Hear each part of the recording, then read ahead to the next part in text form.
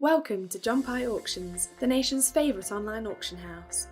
In our online auctions, you can get everything you need, whether it's fashion, furniture, tech or white goods, all at a price you decide. Auction lots include a mix of ex-display, clearance, end-of-line, retail returns, insolvency stock and failed deliveries, plus fully functional lots covered by a John Pye warranty.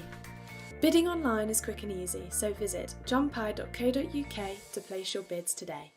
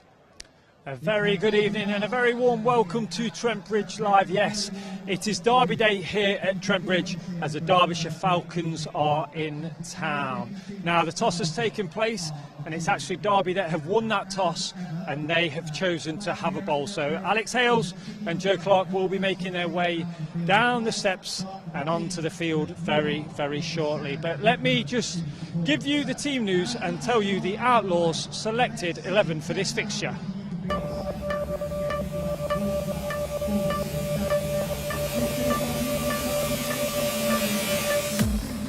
Talking about Alex Hales, he was really positive in the reserve fixture with 91 against Derbyshire at the beginning of June.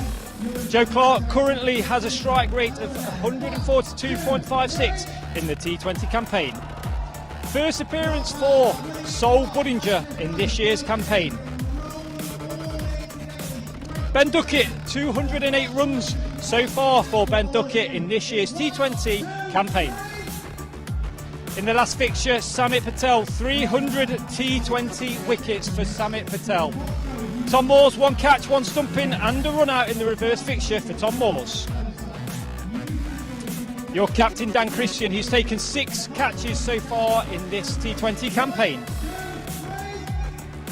Stephen Mullaney, he took 2 for 32 against the Foxes. That's Stephen Mullaney. Matt Carter, second most used bowler of the campaign this season. He's been on loan at Gloucester, but he's back in the green and gold. It is Zach Chappell. The leading wicket taker for the Outlaws this campaign is Luke Fletcher. That is your 11 selected Outlaws for this fixture against. Okay, so as you can see, second team captain for Nottinghamshire, Matthew Montgomery, joins me. It's nice to see you, Matt. I want to talk to you actually because the second team have just come off a fantastic result against Lancashire, a victory in 3 days. What a result that was. Yes, it's always nice to win against Lancs, let alone in 3 days.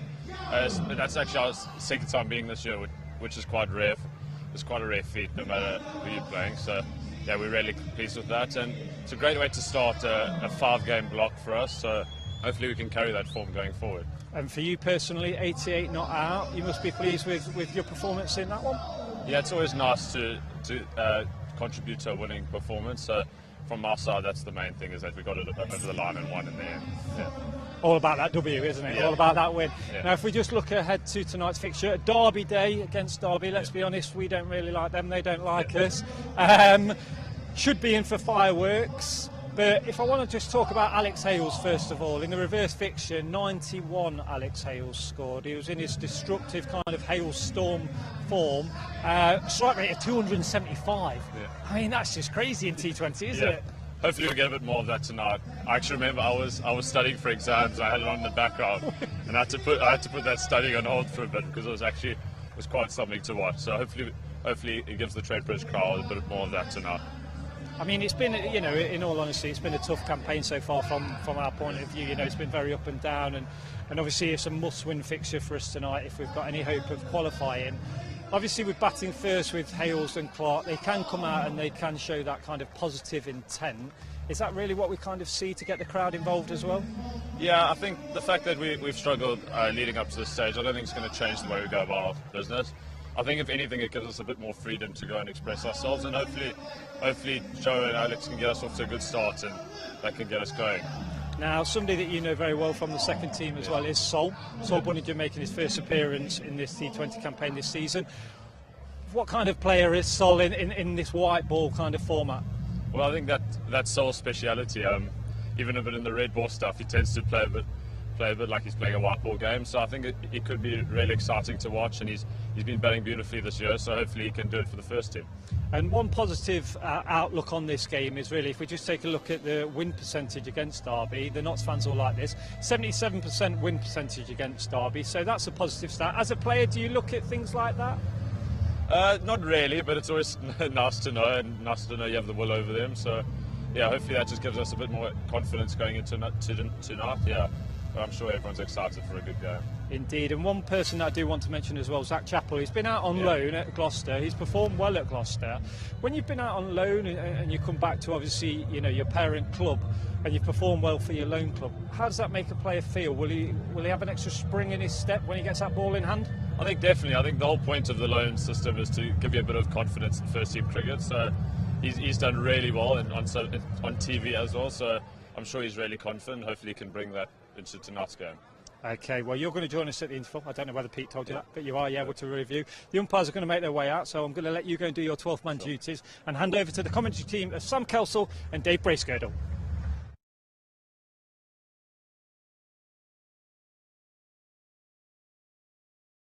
Here come our umpires. Two changes to the Notts Outlaws side. Out go Dane Patterson and Calvin Harrison. Back into the side, or for the first time this season at any rate, Zach Chappell, who's been on loan with Leicestershire, and Sol Bunninger. He'll come in to reinforce the batting lineup. To my right, just watching the fireworks go up, and they always make us jump a little bit. Just wait till they've finished. Former Notts opening batsman, a very good evening, Sam Kelsall. Good evening, Dave. Good evening, everybody. It's a pleasure to be here again so soon after the last occasion. Yes, you were here for the, can we call it a mauling? If one side gets 260 and the other gets 200, but certainly against Birmingham Bears when you were here with us last Friday, it did seem as if it was a bit of a mauling. On that occasion, the visitors were batting first. On this occasion, Shan Masood, the Derbyshire skipper, has won the toss and asked Notts to bat first. So will this be the evening where Messrs Clark and Hales and co get Notts off to a flyer? Yeah, we're obviously looking for a strong performance from Notts tonight, and I'm sure all the guys in that dressing room will be looking to do that and wanting to put on a bit of a show. And obviously a tall order ahead, but you know, we've got to do what they've got to do tonight and try and get a positive result. Hayden Kerr is going to open the bowling. Australian, well known to Dan Christian because he plays his T20 cricket in the Big Bash with Dan Christian for the Sydney Sixers. We were a little surprised in the reverse match at Derby 3 weeks ago when he was down at number 8 on the scorecard. He's a very, very capable top order hitter, and I note in the last couple of games that the Falcons have slid him up the order and he's been coming in at number 3. So maybe just a little bit of intelligence had gone awry, and suddenly they found they've got a bit of a hot property on their hands. But he has been batting at 3. He also opens the bowling, and we're going to get underway with the first delivery from this, the Radcliffe Road end. On strike is Joe Clark, and he's hit that nice and crisply to Lewis Rees at mid-on. And there's no run. We can just about make out the players through the smoke from those, I don't know what we call them, thunder crackers and flares and fireworks and whatever. But Notts in the bright gold tops as always, and Derbyshire in two-tone blue, really. It's dark blue with light blue sponsors and names and numbers. Notts batting. Lewis Rees, Aidan Kerr, left arm over the wicket, bowls down the leg side. And there's a wide first run on the board. Notts are up and running. It just looks like he got a little bit of shape back into Joe Clark there and got his line slightly wrong and just pushed it down the leg side.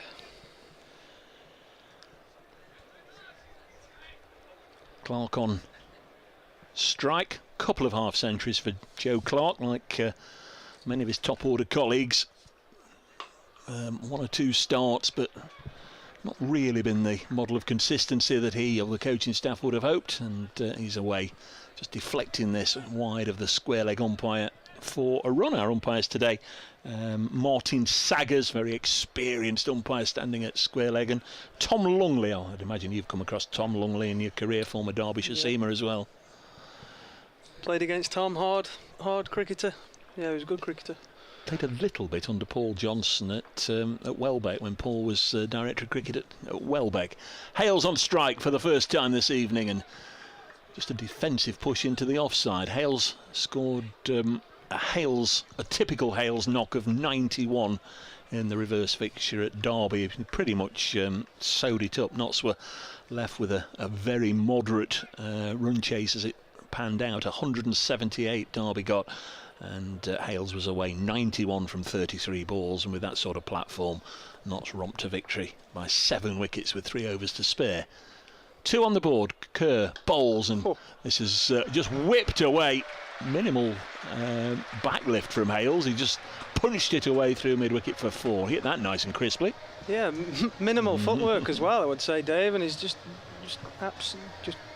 quite fast hands, not real much bat swing, as you said, and flies away through mid-wicket, and we see there the slip come out and go into that vacant mid-wicket area.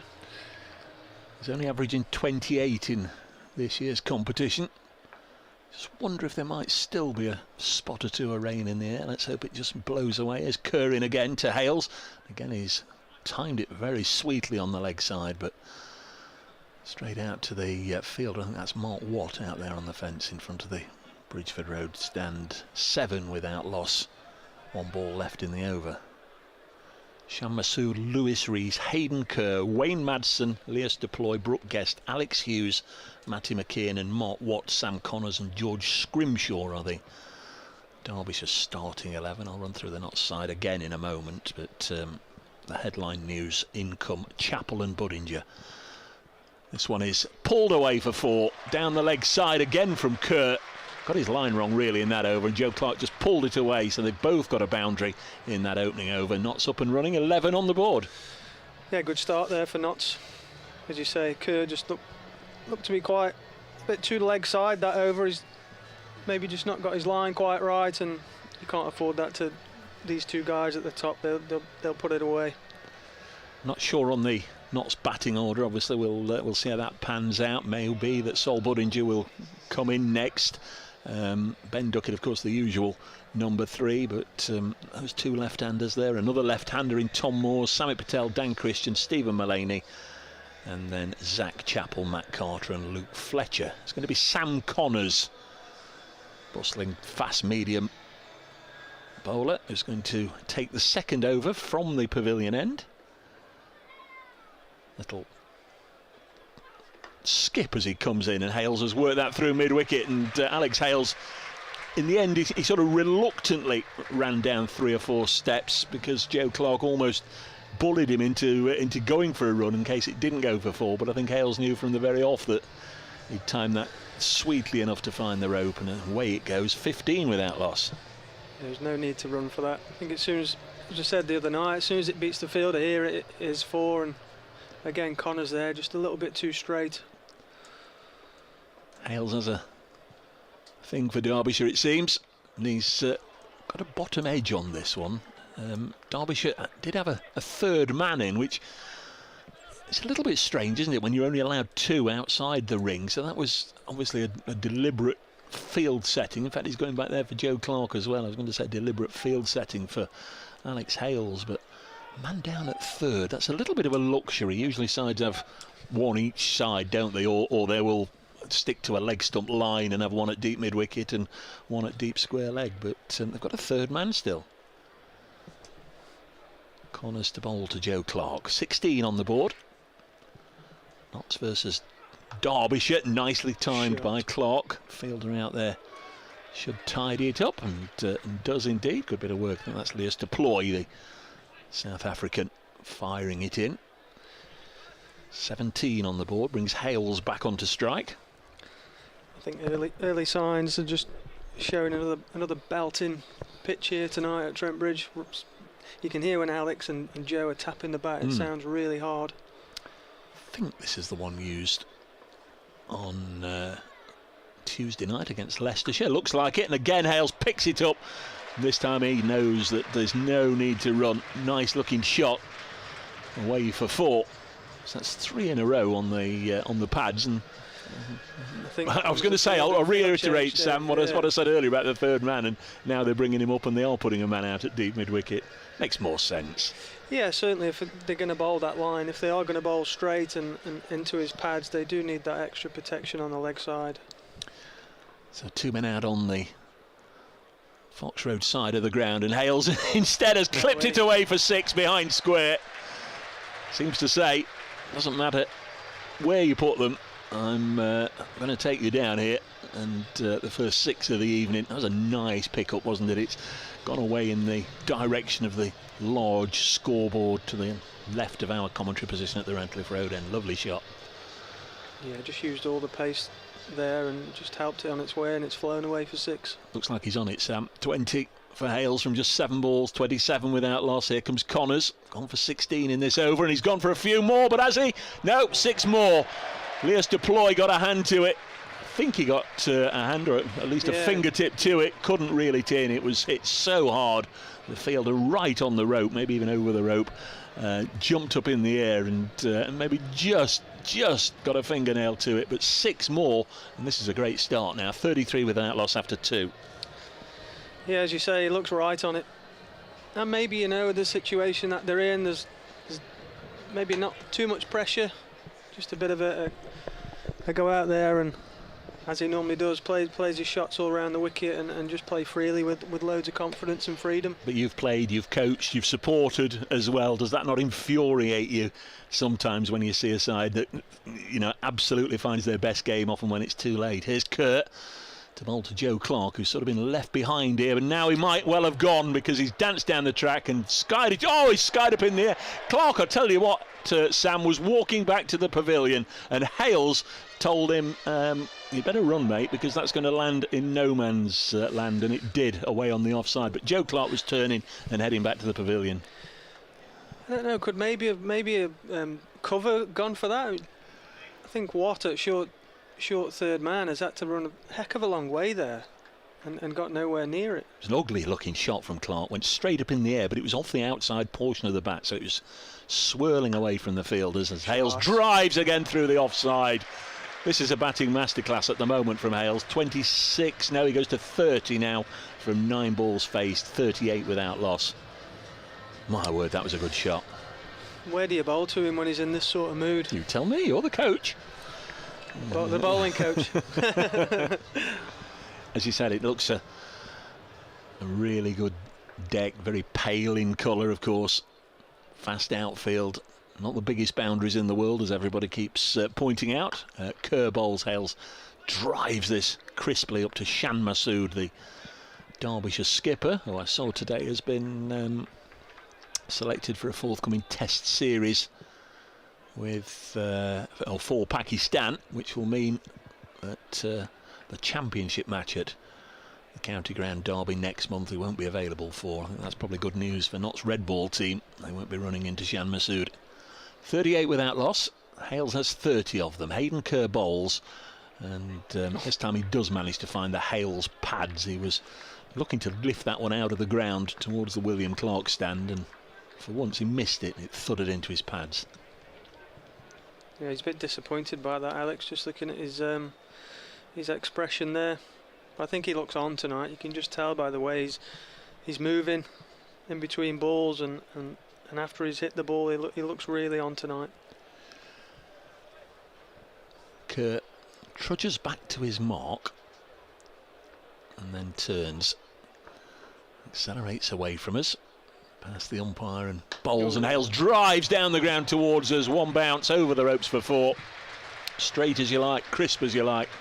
Lovely looking shot from Alex Hales, and he's romped to 34 not out. Yes, safe to say I think he picked that little off cutter from Kerr and just easy as you like through the line of the ball. 1 bounce 4. We're only in the 3rd over. 42 without loss. Will this be the night that Notts absolutely click in all formats? Maybe they're going to go for that record, Dave. Well, we know what it is. It's 261 because we had to do a little bit of digging, didn't we, last Friday? I don't think they're too happy with the ball here, the Falcons. Now, whether it's either got a little bit damp or whether it's had a piece knocked out of it, they're showing it to the umpire, and he says that's okay, get on with it. It's Lewis Rees with a towel. He's just giving it a bit of a wipe. Tom Longley is the umpire at this end. So here's Kerr, final ball of the 3rd over. Hales on 34. Left armour is in and bowls, and Hales tries to heave it away, and that's missed the pad. Yes, that's struck him amidships. The bowler appealed. Alex Hales doesn't find any of that particularly appealing. He's just trying to get his breath. End of another destructive over. 42 without loss, Notts, having been put in by Shan Masood and the Derbyshire side. Yeah, that's my theory with an inner thigh pad, Dave. I get quite a lot of stick from my club teammates because I don't wear an inner thigh pad anymore, because that's my theory. It misses every single time. So if I miss it, I might as well just cop it, because it's going to miss the inner thigh anyway. This is the Scottish international spinner, Mark Watt, going to bowl the 4th over from the pavilion end. Slow left armour. We'll be bowling to Joe Clark, who thought he was out in the previous over. He's 7 not out from 5 balls, and he's played a lovely shot away through the offside. It was a push, Sam, wasn't it, through the covers for 4. A little bit excited from that, Dave. I love seeing, just creates a little bit of width and just pure timing. Well, the one he thought he'd got out to was a really ugly hoik at the ball, wasn't it? Yeah. And that's the flip side of Joe Clark. A lovely looking cricket shot. 46 without loss. There's Watt bowling. Clark comes dancing down the track and just gently pushes it to Masood at mid-off, but it was already so far down he knew there'd be a single and called Hales through. 47 without loss. It's the close of play in the Test match, where New Zealand have finished on 225 for 5. There's Watt bowls. Hales from the back foot, chops it out into the offside, won't get a run here. Don't know if you've had a chance to see that extraordinary dismissal. There was a shot that ricocheted off the non-striker's bat to a fielder. Catch it on the highlights if you can, as Hales slams this down the ground. That is just brute force, isn't it? It was short of a length from Watt, a little bit baseballish, absolutely out of the middle, and Notts have got 51 on the board halfway through the 4th over. Yes, looks as if tonight, bowling wise, is going to be a little bit difficult on this surface, and with Alex in this sort of mood. He's on to 38. He's faced 15 deliveries. Mark Watt, fairly gentle, slow left arm. Oh, and he's unlucky here, the bowler. Hales has got another boundary, but it's an inside edge, past the leg stump, past the keeper, Brooke Guest, and down below us for 4. He very, very much rolled the right dice there, Hales, and the bowler was particularly unlucky. Could have had him bowled playing on, could have had him stumped had Hales missed it altogether, but it just goes down in the scorebook as 4 to Hales. It is 4 runs, exactly. You take him. Hales 42 off 16 balls. That's the 3rd boundary in this over. In comes Mark Watt once more, bowls, and Hales just bunts it down the ground to long on. Will take a single, and after 4 overs here on BBC Radio Nottingham, Notts Outlaws are 56 without loss. Alex Hales has 43 of them. Joe Clark has 12. And that over from Mark Watt went for 14. Yeah, you've got to, going back to that dismissal in the Test match, Dave, you've got to count yourself unfortunate, haven't you? I've never ever seen that happen before. But it is within the rules, I believe. Well, there was one at Blackpool that neither Colin Frey or myself had ever seen before. It was good anticipation by the Lancashire skipper and wicket-keeper. Ben Duckett almost telegraphed the fact he was going down on one knee to scoop it over his right shoulder. Yeah. The wicket-keeper moved to his right to get into position, hit him on the helmet and looped up in the air for a simple catch. We went and checked the laws, and apparently since 2017 it has been okay to catch the ball off a wicket-keeper's helmet. We've got a leg spinner here, Matty McKiernan, coming on. So more twirly-whirly stuff. Hales may well be licking his lips. Let's have a look. Hales hits it up into the air now. There's an opportunity here for Shan Masood running round to his left, and it's gone to ground again, as you can probably tell by the roar. There were two fielders going after that, and I'm not sure if they got in each other's way or not. Alex Hughes and Shan Masood both converging on it. Not sure either got a hand on it. Whose was that? Yeah, I just think the lack of communication there, and I think Masood looked interested, but didn't get it.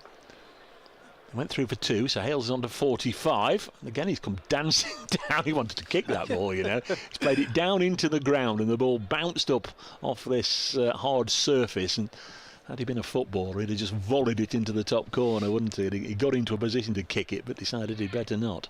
McKiernan bowls. Hales mistimes the cut into the offside, and suddenly this over is going the way of the bowler. A unfortunate 2. A couple of mistimed dot balls. 58 without loss. Hales looking a little frantic and frenetic, but not for long, as he slams this one for the boundary that takes him to 49 now from 21 deliveries. That's better. Yeah, he just looks like every ball he's looking to go here in terms of 4 or a 6, no matter where it's pitched.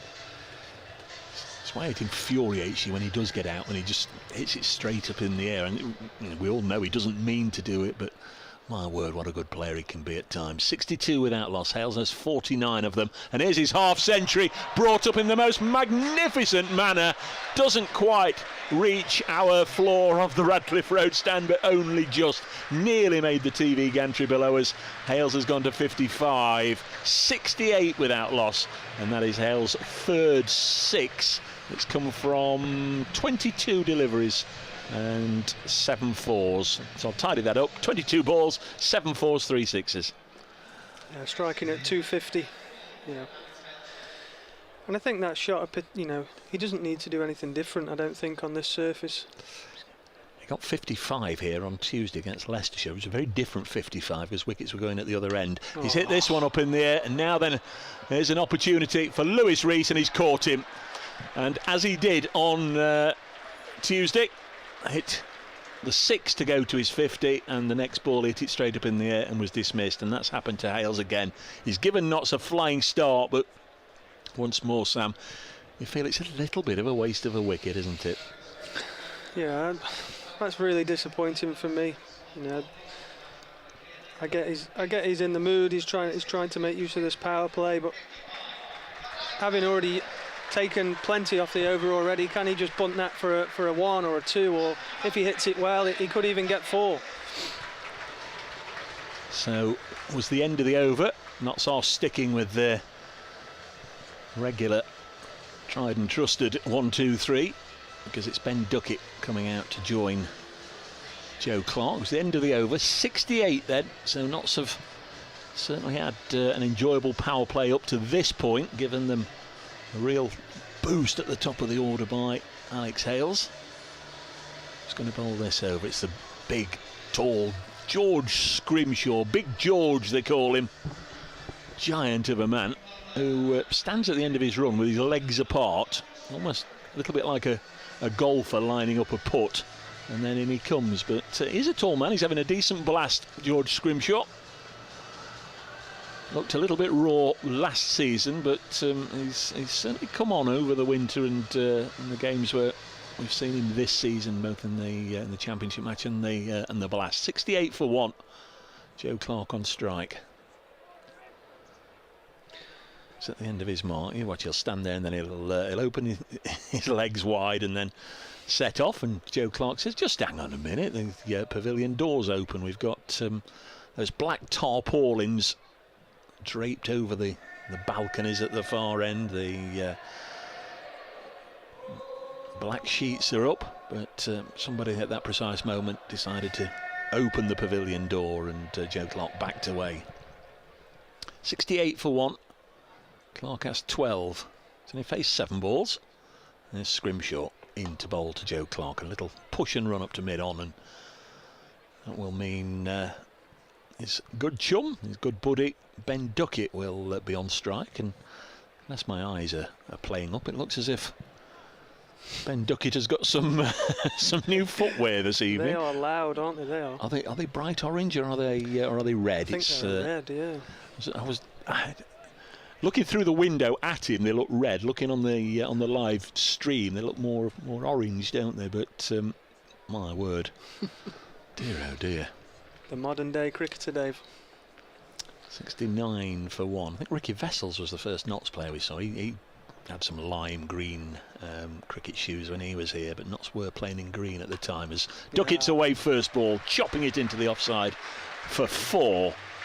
He's got red hot footwear and a red hot start to his innings. Lovely looking shot. 73 for 1. Yeah, well, he can wear footwear like that, Dave, playing shots like that. Great shot, first ball. A little disappointed that he hasn't got a half century yet in this year's competition, a best of 44, because I've been singing his praises. His championship form has been absolutely terrific. Not quite converted it into the white ball game this season, but he's run this one away on the leg side, and McKiernan does the fielding, throws it in on the bounce to wicketkeeper Guest, and they'll exchange ends. 74 for 1 here at Trent Bridge. Notts Outlaws playing against Derbyshire Falcons, and in the head-to-head over the years, Notts have won 25 matches, Derbyshire 7, and there was that tie last year at the county ground as well. But in recent times, Derbyshire struggling. They haven't beaten Notts since 2015 in T20 cricket. This is clipped away by Duckett. He's lifted it over short fine and away for 4 by Joe Clarke, I beg your pardon. Was that premeditated, Sam, do you think? Yeah, he looked like he moved across his crease relatively early, just to use, Jim Scrimshaw, get good pace, a decent bounce, and yeah, I think it's a fairly safe shot for Joe to play. Not got the records with me of Notts in the power play this season, but this certainly is one of their most productive. 78 for 1, still 2 balls left in the 6th over as Scrimshaw again stands legs wide apart and then begins his run in, and exact repeat for 4 more to Clarke. Again, he moved across his stumps and just scooped it up over short fine, who was interested for a moment, wasn't he, Mark Watt? I think it was high over his head, and to do it twice in a row just shows that the first one wasn't a fluke, I guess. Yeah, I think Scrimshaw just took the pace off that one slightly and felt that Watts was going to catch that, but I think Joe just looked like he put a little bit more pace on the ball to get it up and over. 82 for 1. Final ball of the power play is forthcoming. Scrimshaw bowls, and again down the leg side, and that'll be 4 more, 3 in a row. This time I think it was a slower ball. I think the pace was taken off it, but Clarke waited for it and pulled it away. Terrific power play for Notts. 86 for 1 with Alex Hales the man out for 55, but Joe Clarke going along very nicely indeed. Just about to tell you how many he'd got, and we've got pictures of all sorts of other different things on the board. It is the end of the power play. It was a very productive over 18 from it. Clarke has 25 and Ben Duckett has 5. Yeah, Notts will be really pleased with that start. I think quite a lot of runs have gone through sort of the leg side tonight so far. I think that the Derbyshire seamers have been a little bit short and a little bit too straight at times, and not quite executed maybe as well as they would have wanted to. 86 for 1. I know it's a Thursday night, but I'll have a word on the crowd in just a second. There's Mark Watt bowling, short to Duckett. On the pads again and pulled away by Duckett, and that's going to take some stopping, and it has been stopped out there in the deep. Alex Hughes, I think. Good spot, Sam. Your young eyes is almost in the Larwood and Vose car park there, dragging that back just inside the rope. It's a Thursday night, but this is a fixture that traditionally has almost had the sold out signs put up on the gates as Duckett takes a single. 89 for 1. It's a decent crowd. I mean, there's a lot of grounds would be absolutely packed to the rafters, but we can see a lot of seats, can't we? I'd say probably only 7,000 or 8,000 rather than the 12 or 13 or 14 or 15 that we've had in the past for these fixtures on a warm summer's Friday evening. Yeah, I think, as you say, for a Thursday night, I think it's a relatively good crowd.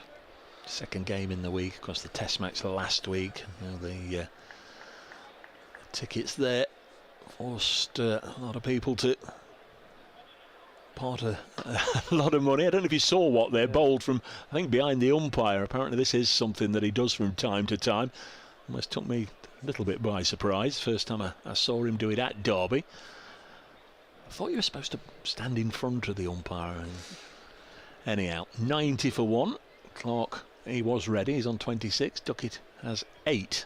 Left armour to left-hander, and Duckett works it into mid-wicket. And they get a single. Of course, we're out of the power play, so 5 fielders now allowed outside the ring. Just a little bit of protection, but it's so quick out there. If the ball's played into a gap, you've got a thankless task, Sam, to try and cut it off. Here's Watt bowling to Clark, who drives elegantly through extra cover for 4. Wonderful shot from Joe Clark. 95 for 1 it is now, and Clark on to 30. Yeah, he's timed that really well again, as we saw earlier on in the innings, just giving himself a little bit of room to access the offside and just hands straight through the line of the ball, and fantastic shot. We did have a look, didn't we, at that Birmingham scorecard the other night. They were on 100 after 10 and got 160 in the last 10. 95 for 1 here. We're only in the 7th now. 96 for 1 at the end of the 7th as Clark pushes this to mid-wicket for a single. It's all about keeping it going, and on that occasion Sam Hain and Adam Host stayed together with a huge partnership, so you do need somebody to put a big score on the board, and preferably you need a big partnership. But from here, Notts could potentially get anything, couldn't they, if somebody can fire?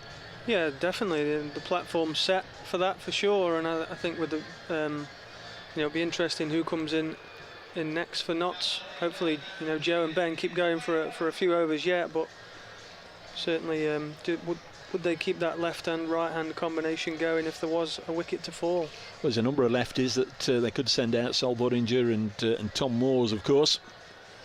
96 for 1. Wayne Madsen, wily old campaigner, bowls, and he's hit way into the upper reaches of the Fox Road stand by Joe Clark, as Notts go into 3 figures. 102 for 1. That's a fabulous cricket shot. That's a big hit. That's gone into the second. Yeah, it's on the top row. Second row, yeah. Yeah, that's a great shot. The Fox Road stand down on one knee. Very difficult art to master, I guess. You're getting into a position and you've obviously got to hit through the ball and impart all that power. He's got a good bit of wood again. We've seen him in 1 or 2 matches. I think the Birmingham game, wasn't it? Was that where he broke his bat? He's on 37. Yeah. Punches this down the ground and gets a single to go to 38. 103 for 1. I think, yeah, in the Birmingham game he got to 50 and then seemed to run into a few bat issues, didn't he? And he kept, that was right. Yeah. Kept bringing some replacements out, but clearly this one's got a nice middle. This pair have added 35 from just 14 deliveries since Alex Hales got out. And they've not done nothing extravagant. Yeah. Madsen round the wicket to the left-hander Duckett, who's missed that. He's beaten by an extra little bit of bounce there, and it not only deceived Duckett, also the wicketkeeper Brooke Guest couldn't hang on to it. Sky's thankfully much lighter now. No obvious threat of rain. Next one pulled to mid-wicket by Duckett. You're awing. You think he missed out a little bit there? I think he's missed out there. And just looking at his reaction. It just sat up, didn't it, to hit, and he just pulled it along the ground straight to mid-wicket. Madsen with 2 balls left in this over. Joe Clark bobbing up and down, flexing his knees, and then unloads, but he's hit it straight up in the air for a simple caught and bowl taken by Madsen, and Clark now does go for 38 and knots a 104 for 2 in the 8th over. Just a little bit soft again, I think, Dave. A little bit soft. Can he just knock that into the leg side and get 1, maybe 2, and go again next over? I think he's done all the hard work so far, and he's looked in great touch. I'm absolutely with you. You sometimes wonder, though, if that's something that sort of the coaching staff and the captain and the others will sort of tolerate with the likes of Clark and Hales. They will go out there and that's the way they play, and when they come off they will get big scores quickly, but when they do get out like that, you're all left feeling, well, what a waste that was. And I think that's the feeling I'll have this evening with both of them. Hales made 55. Clark has just hit this one straight up in the air, straight back to the bowler who waited underneath it. Simple caught and bowled. And he's gone. Little bit of a waste, but they have got Notts into a really strong position here. 104 for 2 in the 8th over. Stephen Mullaney comes out to bat. Now Mullaney, it's incredible that he's scored 103 runs, but 79 of them in one innings, and he's had 3 or 4 ducks now. Next ball punched to mid-on, and there's no run. Yeah, Stephen Mullaney at the end of that over, 104 for 2 after 8 overs. Yeah, Mullaney 4 ducks in this year's competition. Feast or famine, 104 for 2 after 8. Yeah, we are seeing that right-hand, left-hand combination continue with Mull coming to the crease. We've seen quite a lot of spin so far tonight. Yeah.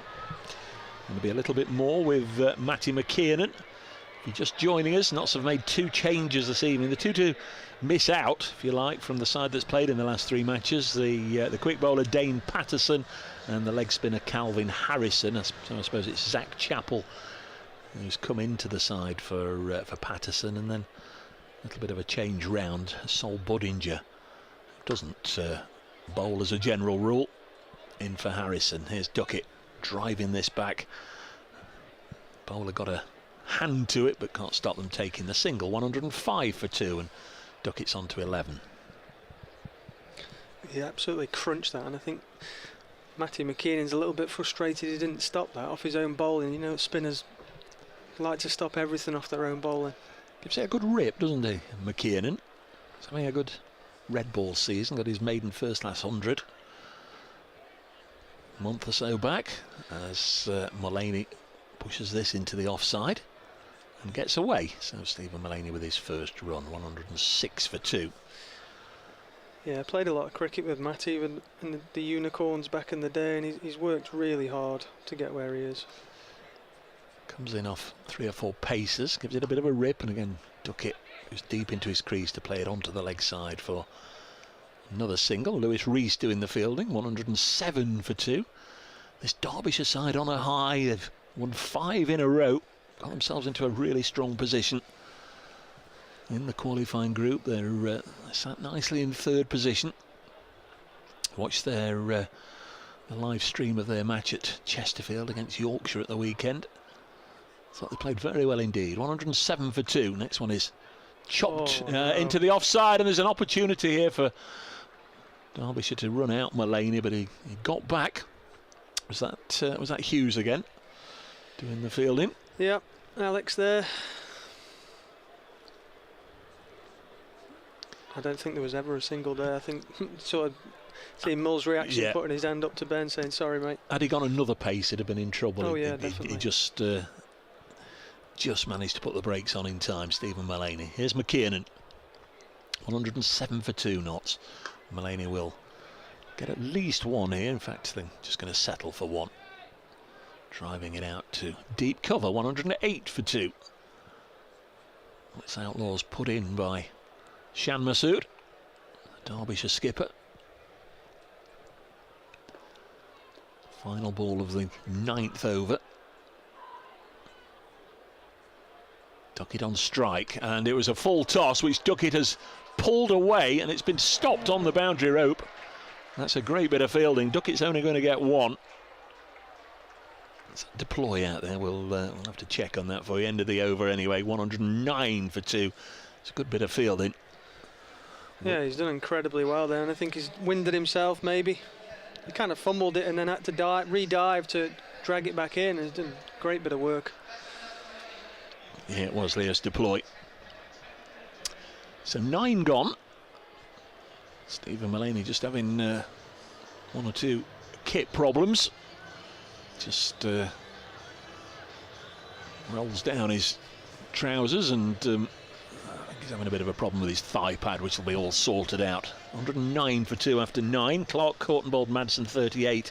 And before that, Hales caught Lewis Rees, bowled Matty McKinnon for 55. Wickets going down at 68 and 104. And Wayne Madsen once more. 1 over 1 for 8.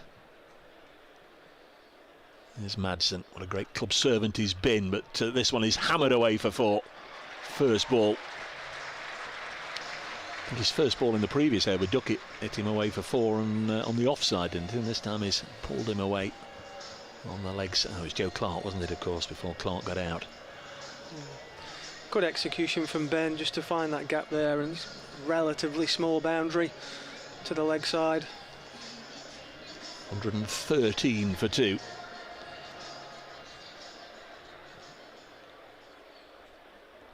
Madsen, perhaps dazzled by the footwear. Oh, he's done it again. Duckett, same spot, 4 more. Got 2 fielders out there at mid-wicket, and sort of a wide-ish long on. They're not that far apart from each other, and he's managed to bisect them both times. Yeah, he's dragged the first 2 down here. Madsen won't be pleased with that. So what do you do here? Give it a little bit of air, or bowl much fuller and outside the off stump? Here is Madsen. Let's see what he does. It is outside the off stump and chopped away by Ben Duckett, and it is 4 as well. 3 in a row. Again, though, I fancy he dragged it down. It gave Duckett, the left hand, an opportunity just to rock back, Sam, didn't it, and cut it away into the gap for 4. Yeah, that was obviously short on the offside and with a little bit of width, and you know, you can't, a player of Ben's quality will put that away 9 times out of 10. 121 for 2. Madsen bowls, and well, that's going to break the sequence of boundaries. He'll just get a single as he drives it down the ground for a single. 122 for 2, and we're not yet at the halfway stage, so Derbyshire going to have some chasing to do a little later on. Their highest score in this fixture, 222 for 5 they made here in 2017. But that was a match in which Notts had early got 227 for 3, both sides really going for it that evening. I remember that, an absolute thriller. Ricky Vessel's getting a century for Notts.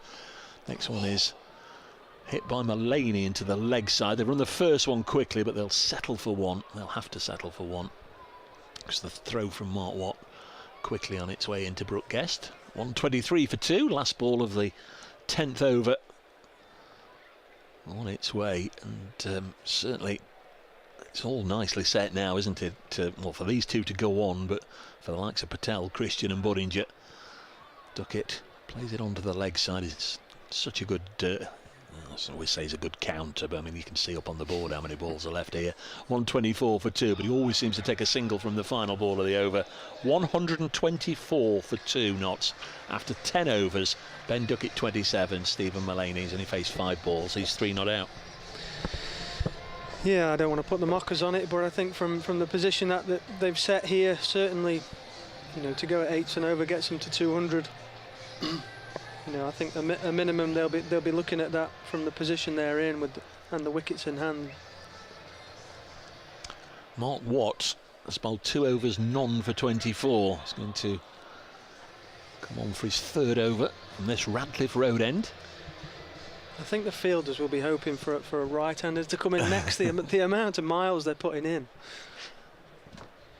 So here is Watt, slow left armour, bowling to Duckett. who's on 27, has pushed it down the ground to Lewis Rees. Will take a single, 125 for 2. Yeah, every time I watch Ben bat, before you know it, you look at the board and he's on 30 in no time. He just goes about his works with such ease. We're ready. Watt to Stephen Mullaney. Just opened the face and just pushed it away through point for another single. 125, 126 for 2 now. The 6-hitting prowess of Hales and Clark has gone, but this pair can just fiddle the runs around, can't they, and put the bad balls to the rope. This one's hit to the right of the skipper, but Shan Masood does really well. Keeps them to 1. Good fielding. You're right, they're so soaking up an awful lot of energy swapping over, aren't they, with the constant changing of right-hander and left-hander. It's interesting that the umpires aren't swapping over. And Watt did it again there, bowled one from behind the umpire, I fancy. Certainly well behind the crease. 127 for 2. Just obviously trying to deceive the batters, isn't he? Bowling from sort of 25 yards rather than 22. Got to judge it nicely, haven't you? And drop it on the spot. Duckett plays this again on the leg side. It's just been single so far in this over. 129 for 2. Yeah, fairly quiet over so far. I think he's bowled it relatively good over, not given much to hit. There's Marwatt again. Mullaney. Will we get 6 singles from 6 deliveries? We will indeed. 130 for 2 at the end of that over. As you say, I think the position that Notts are in, Derbyshire would be happy to bowl an over there with just 6 singles and just try and dry them up for an over or 2. And you never know, we've seen sides from this sort of position just lose their way a little bit in the middle overs, and then when they try and kick on again, 2, 3 or 4 wickets will go down all of a sudden, and 130 for 2 can become 170 all out or 165 all out. Yeah, and from this situation now, Derbyshire will be hoping for a couple of quick wickets to try and make that happen. George Scrimshaw got a bit of tap Sam early on, 18 from his first over. Again, I think both batsmen will enjoy this pace on the ball now. It's Mullaney on strike, Scrimshaw again from the pavilion end.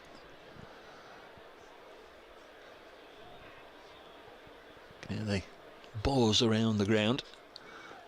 Cut away. Oh, fielder got a hand to that. Mullaney will, I think, come back for 2. He's hit that very hard indeed. It's Wayne Madsen, who's such a good fielder and generally can catch pigeons, but that went so quickly. Just a reflex action from Wayne Madsen, instinct to throw his hand up in the air, and sometimes they stick and sometimes they don't, and unfortunately for Wayne, he's been left with a bit of a stinging hand, but couldn't hang on. 132 for 2. Mullaney on to 8.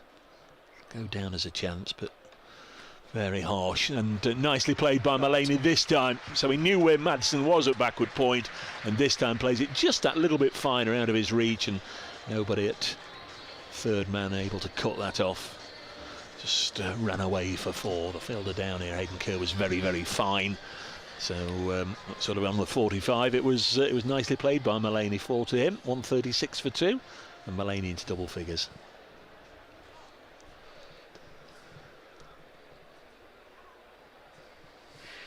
Here comes Scrimshaw. Bowls. Mullaney will push this towards Madsen, who hangs on to it this time. So 7 already from this over. 137 for 2, midway through the 12th over here on BBC Radio Nottingham. Notts Outlaws versus Derbyshire Falcons. Yeah, I think watching Moore there, the first 3 balls, he's really far back, deep in his crease, expecting it short from Scrimshaw, and I think you can do that. I think gamble that it's going to be back of a length, and if it is full, just get your weight back into the ball. It's the voice of Sam Kelsall, former Notts opening batsman, and Ben Duckett plays this one back to Scrimshaw, nicely bowled by Scrimshaw. Lots of had to do the work themselves via the bat, because extras aren't helping them at all, just the one so far this evening. So that's usually, I know you can't help at leg byes, but usually it's an indication of good discipline from the bowling side, isn't it? It's when the wheels come off, when you have a succession of no balls and free hits and wides and whatever, you know a side's struggling in the field. But none of that under Derbyshire. Well drilled side, won 5 in a row, but that's under threat, you'd say, at this moment, as Duckett plays this into the leg side for a single. Conversely, if Notts lose, it will be 4 in a row for the first time since 2015 that Notts have lost. 138 for 2. Lost their way. Very subdued, the crowd tonight, yeah. Dave. It's very quiet.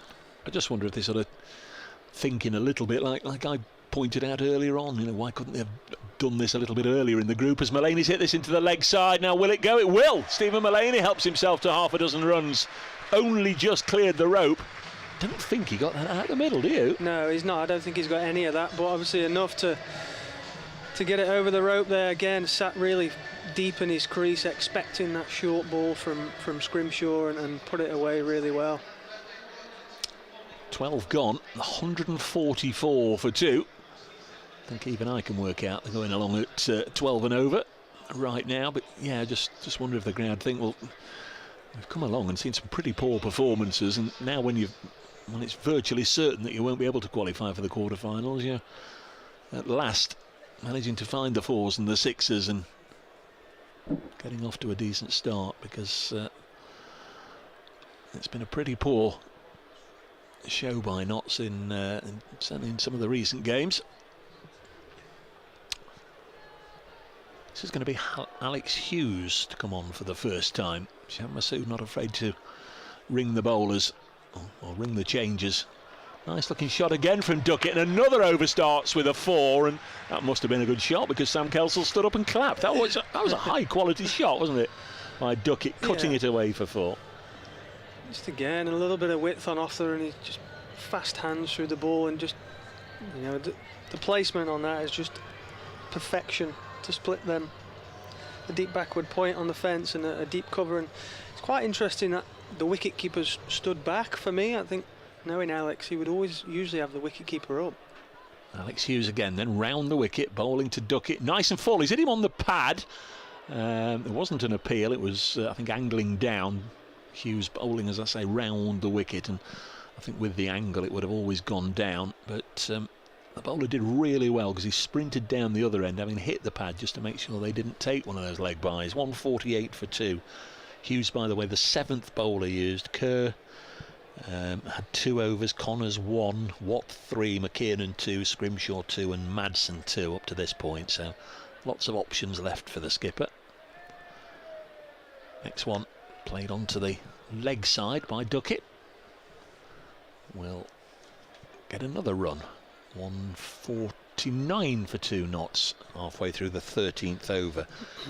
Duckett's top score 44 in this season's competition, so he's getting within striking distance of that and maybe even beyond. You see now the wicketkeeper up to the stumps with Mullaney on strike. Interesting. It's Hughes to bowl to Stephen Mullaney, who lifts it over backward point. Now will this one plug, or will it skip on? It's skipped on for 4. Just wondered, Sam, it's in the air. It's one of those, sometimes they come down and they plug a little bit, don't they? We sort of see the golf on the television, those of us that don't play the game, and sometimes the ball will just plug nicely, and other times it will run on, and that one just got an extra bit of zip and ran away from the field, ran away for 4, and that's the 150 up. 153 for 2. Hughes has gone for 9 from his first 4 bowls to Mullaney, and that's going to be another boundary on the leg side, and Notts are just ticking along very nicely here. Not quite in 5th or even 6th gear. And that's a 50 partnership between Mullaney and Duckett from 30 balls, and Mullaney's share, well, they've just about split it. 27 of the 53 partnership to Mullaney, 26 to Duckett. 157 for 2. Alex Hughes to complete what's not been a very satisfactory first over for him. Going to be a leg bye, I think, here. He changed over quickly. Yeah, it is a leg bye, 158 for 2. So Mullaney does to Duckett what Duckett does to most of the others by taking a single off the last ball, although it was a leg bye. 158 for 2 Notts, and Alex Hughes belatedly into the attack. 13 from the bat and the leg bye as well from that over. 158 for 2. Yeah, productive partnership for Notts between Mull and Ben. I think just the way they've gone about it, you know, quite low risk shots for a high reward, and you know they're setting up here what could be, I think, you know, 210, 220, hopefully, with certainly the firepower to come. Just a little pause whilst Lyndon James came on with change of gloves, I think, for both Stephen Mullaney and Ben Duckett, and a bottle of water to quench their thirst. Scrimshaw's bowled 2 overs, 32 runs he's been hit for, but he's going to be given a 3rd over right now by his captain. There is Scrimshaw round the wicket. Mullaney threw his shot, I think, a little early. It struck him somewhere. It's a leg bye. I actually wondered if it struck him on the glove, but the way he's wincing, I don't think that is his glove. Doesn't hurt. It doesn't hurt like that, does it, when it strikes you in the glove? 159 for 2. Went down on his haunches once he got down to the other end, and I think there was a word from the bowler as well. Shouldn't laugh, Dave, but it's always funny when it's not you. Yeah, yeah. So Ben Duckett back on strike on 36. Scrimshaw to bowl to him. He's pulled this one nicely into the leg side, but straight to the fielder. Single taken. Has resisted the urge, Ben Duckett, to hit the ball in the air, hasn't he? Has rolled the wrists on everything. Played it very nicely along the ground and just kept the board moving. 160 for 2. Well, the crowd certainly getting engaged there. There's a little bit of a response as the man with the button on the music and the sounds bangs out a day-o for them to respond to. Mullaney on strike. He's hit this one high in the air. Now, will this come all the way for 6? It may well do. Down here is Mark Watt, who gets a hand to it, but it's already over the ropes. 6 runs. The top edge down to long leg. Decent attempt by Mark Watt. Feel a little bit for him that he ran out of room there, because that may well have been a spectacular catch had he been able to take it, but he was always a step or 2 over the rope, and I think once you've gone that far, you know you've got no chance really to pour it back into the field of play. Mullaney on to 33, 166 for 2. Yeah, certainly a valid effort. Done everything he could have done there. Scrimshaw now gone for 39 bowls, and Mullaney's hit this for another 6. This time maybe out of the middle. We'll let Sam judge that one. In fact, it doesn't reach the Fox Road stand on the full. It landed. It rolled into the wall there at the base of that Fox Road stand. It went high. Again, I'm not sure he got all of it, but certainly got plenty. 6 more, 172 for 2. This could be a colossal score. Mullaney has overtaken Ben Duckett, believe it or not, and he's hit his 3rd in a row, I think. Yep, he has indeed. He just had to pause a little bit, because once more wasn't absolutely 100% certain that he'd given it everything, but again he'd given it enough. Yeah. You've only got to clear the ropes, haven't you? He's trying to work out what Scrimshaw's actually plan is here. He's coming round the wicket, trying to effectively bang in the middle of the pitch, looking to bowl bounces, and for me it's just a free hit for Mull. Yeah, it's not Jamie Overton, is it? No. They're just sitting up, and Stephen Mullaney 3 in a row, 178 for 2. Mullaney on to 45, and he's got this one away now. Then this might just bring a wicket to Derbyshire. It is. So Mullaney's out, looking for a 4th 6 in a row, but that was a terrific little innings. Gone for 45, Stephen Mullaney. Scrimshaw does get the wicket. Caught deep mid-wicket, looking for his fourth six in a row. I just wondered if it was the first ball there, Sam. You made a very good point about what he was trying to do, but the first one was a top edge, wasn't it?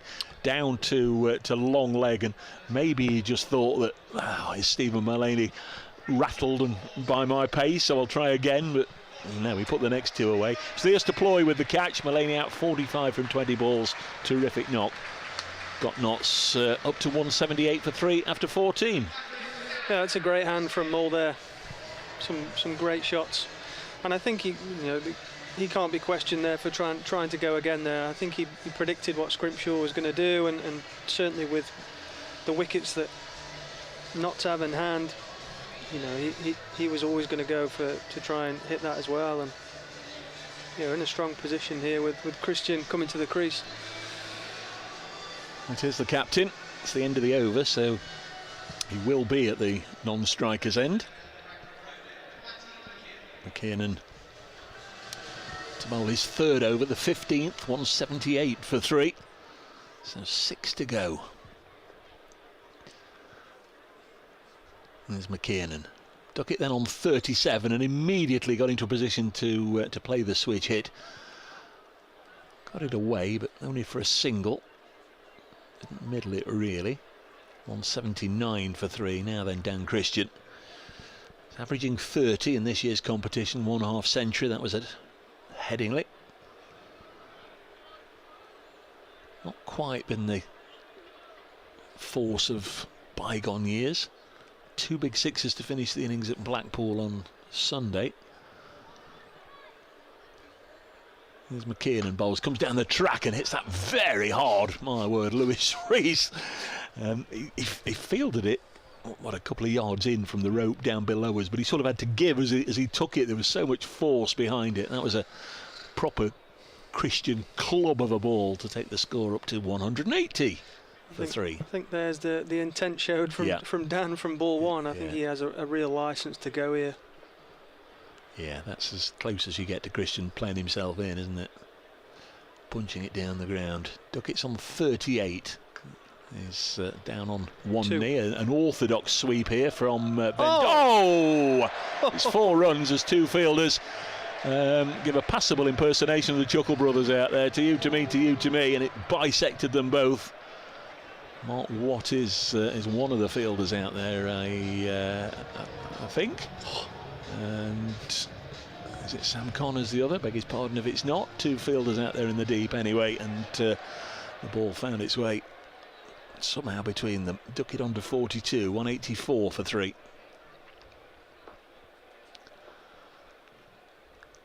McKiernan, the bowler, won't have been amused. Duckett, the batter, will. He pulls this down the ground to Lewis Rees for a single, 185 for 3. Each side have had a century in the series of matches. Ricky Vessels here against Derbyshire in 2017. He made 110, and back in 2010, Wes Durston scored 111 for Derbyshire as Christian plays this to deep mid-wicket out towards the William Clark stand. Elias Deploy does the fielding, 187 for 3. Wes Durston's another one, I think, who came back into cricket after you mentioned the Unicorns earlier. He played for Somerset, didn't he? Went to the Unicorns, did well with them, and Derbyshire picked him up, and he had several really good seasons with Derbyshire. As Christian again punches this down the ground for a run. 188 for 3 after 15. 10 from that over from Matty McKiernan, who's 3 overs, 1 for 27. That's not too bad, relatively speaking. 9 and over. I think most bowlers in this format will take that, especially here at Trent Bridge, where the boundaries are often a little shorter than some of the bigger grounds you'll find, and also the outfield is lightning fast. Still looks a little parched, doesn't it, out there? Yeah, it does. The groundsman probably wants a bit of rain, but whilst after the game's finished, that'll do us. Hayden Kerr is going to come on and bowl his 3rd over from the pavilion end. This could be interesting. Dave bowling at his teammate here. Exactly, yeah. Both Sydney Sixers players know each other well. Bragging rights very much on the line here. Hayden Kerr to Dan Christian.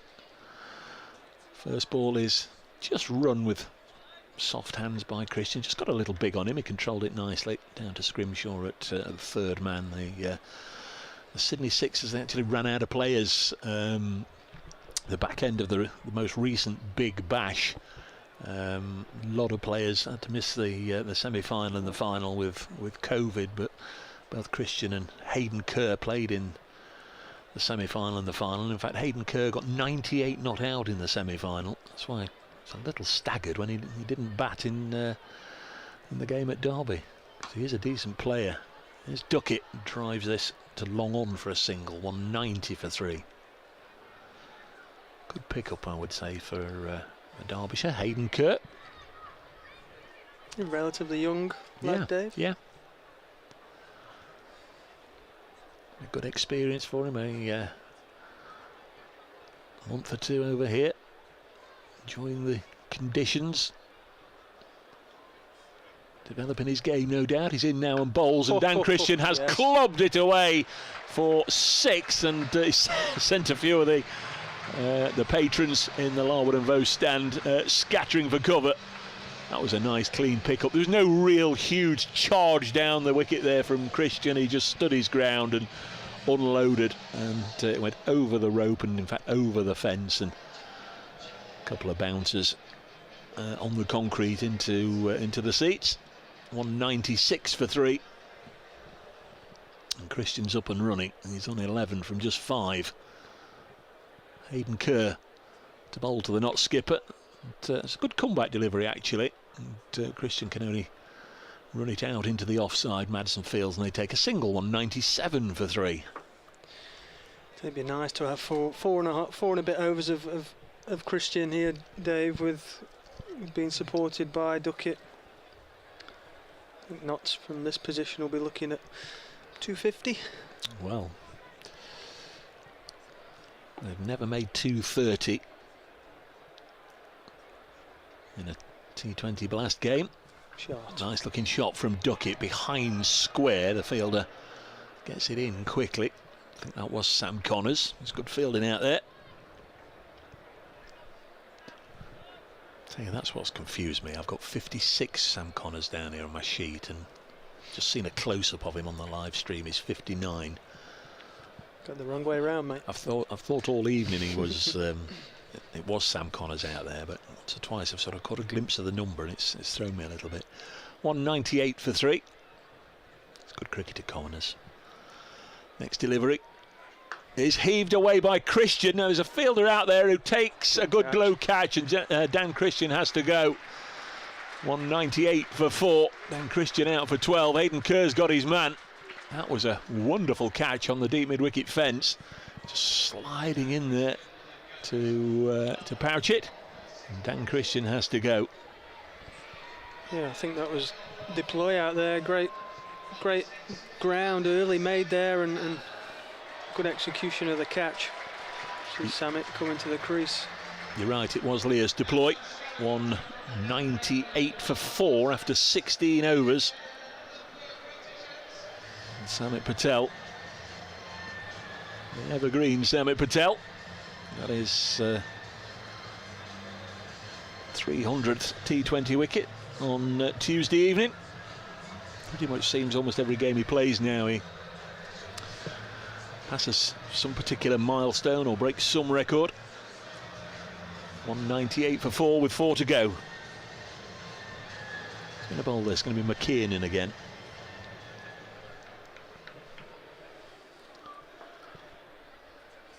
Duckett's on 45, so he has reached his highest score of this season's Blast. Lots want him to stay until the end now. McKeon and bowls, and Duckett pulls this onto the leg side for a single. So he's now faced 30 deliveries for his 46, Duckett. Still a very decent strike rate. Pretty much the hitters are playing round him, aren't they? He's putting the bad balls to the ropes when he can, but he's at least ensuring that the board keeps ticking along.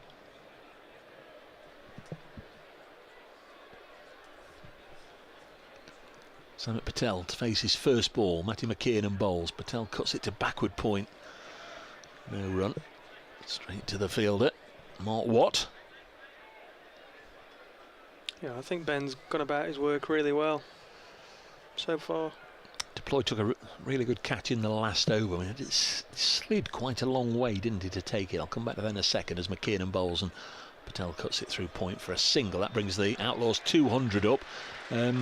Yeah, Deploy was just getting a little bit of treatment, wasn't he, from the Derbyshire physio right on the right out there on the boundary. Just wondered if maybe as he'd slid, maybe grazed his knuckles, or just looks like he's limping a little bit. 200 up, 200 for 4. Physio's playing chase. McKiernan to bowl to Duckett, who's on 46, and he'll sweep this through the leg side. It's gone for 4. That should have been stopped, surely, Sam Kelsall. 4 runs. Ben Duckett's got his 50. That was one that he placed it into the. Let's have a look now. He's the left-hander, so it was in the covers as he stands as a left-hander, but he switched round to make himself into a right-hander. 31 ball, 57 fours. Yeah, Matt is furious there. That's not been stopped. I think the field would be pretty disappointed at that. 204 for 4. Sure, Notts will have been well aware, because there was enough publicity that 261 that Birmingham got here is a record for this competition. Duckett gets a single here. 205 for 4. If they were to have a really good finish, I'm sure they'd like to erase that from the record books, wouldn't they? The 261 that Birmingham got. But I think that's a real tall order. You never know. 19 deliveries left. Samit Patel on strike. New at the crease, only got a single. He punches this down to long on, where Madsen's fielding. One more, end of the over. 206 for 4. McKiernan's finished now. Matty McKiernan, 4 overs, 1 for 35. Notts 206 for 4 with 3 overs left. Yeah, I think Matty will be pretty happy with them figures. Bowled it nicely. Hayden Kerr's going to have another one, so that will be the 18th over, and that will be him bowled out as well.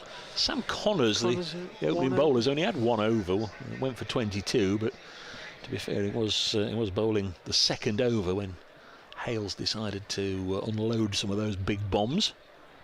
A little harsh on Sam Connors. So maybe he'll get either the 19th or the 20th. It'll be interesting to see who gets the other one. Scrimshaw's got 1 left if they want pace on the ball. Lots of options if they want to take pace off the ball. It's going to be Kurt. 3 overs, 1 for 30. Got rid of Dan Christian in his last over. Bowls to Patel. He's mistimed that. Only gets a single. 207 for 4. Ridiculous to say when they've got over 200 with 3 overs to go, but they're in a situation now where they could really do with a 6-hitter out there, and neither of them at the moment are sort of playing that sort of game. Duckett, as we've been mentioning throughout his innings, putting the bad balls away, finding the gaps, but not looking for the sixes. Samit fresh at the crease.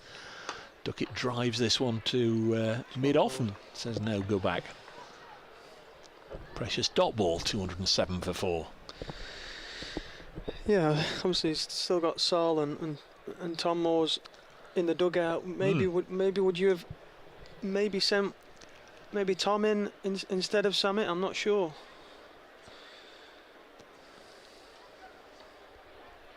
Duckett on strike. Kerr bowls. Oh, he's mistimed that, and they'll take a single. Foolish delivery that Ben Duckett almost chopped into his body there. Gets the single. 208 for 4. That's the first time tonight we've really seen where the ball has gone full. I think we've seen quite a lot of length tonight. And yep. I think the first time on 2 occasions there, he's executed his Yorker and it's come off with good effect. No real problems with Samit coming out there, and he's perfectly capable. It doesn't normally go heaving the ball over the ropes from ball 1, and You say maybe somebody like Tom Moores, the Dan Christian sort, will look to hit the first ball out of the park. Single taken to Patel behind square. He's on to 4, 209 for 4. Oh, 100%. You know, absolutely, Samit's capable. His record speaks for itself, and he's clearly, you know, evident last few balls. He is trying to look for the boundaries. Single anywhere on the leg side. They're all out trying to stop the boundary, and again Duckett has driven it crisply up to the skipper, Shan Masood, at mid-off. One more. It's a decent over from Aidan Kurt. 210 for 4, so 4 singles only in this over. 1 ball left.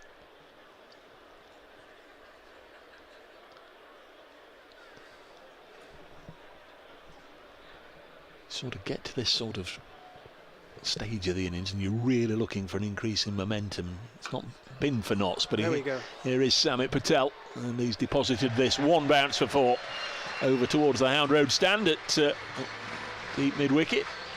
Does get the boundary. Good so shot. 8 from the over in the end. Yeah, 214 for 4 with 2 to go. He'll feel a little better, Samit, after that one.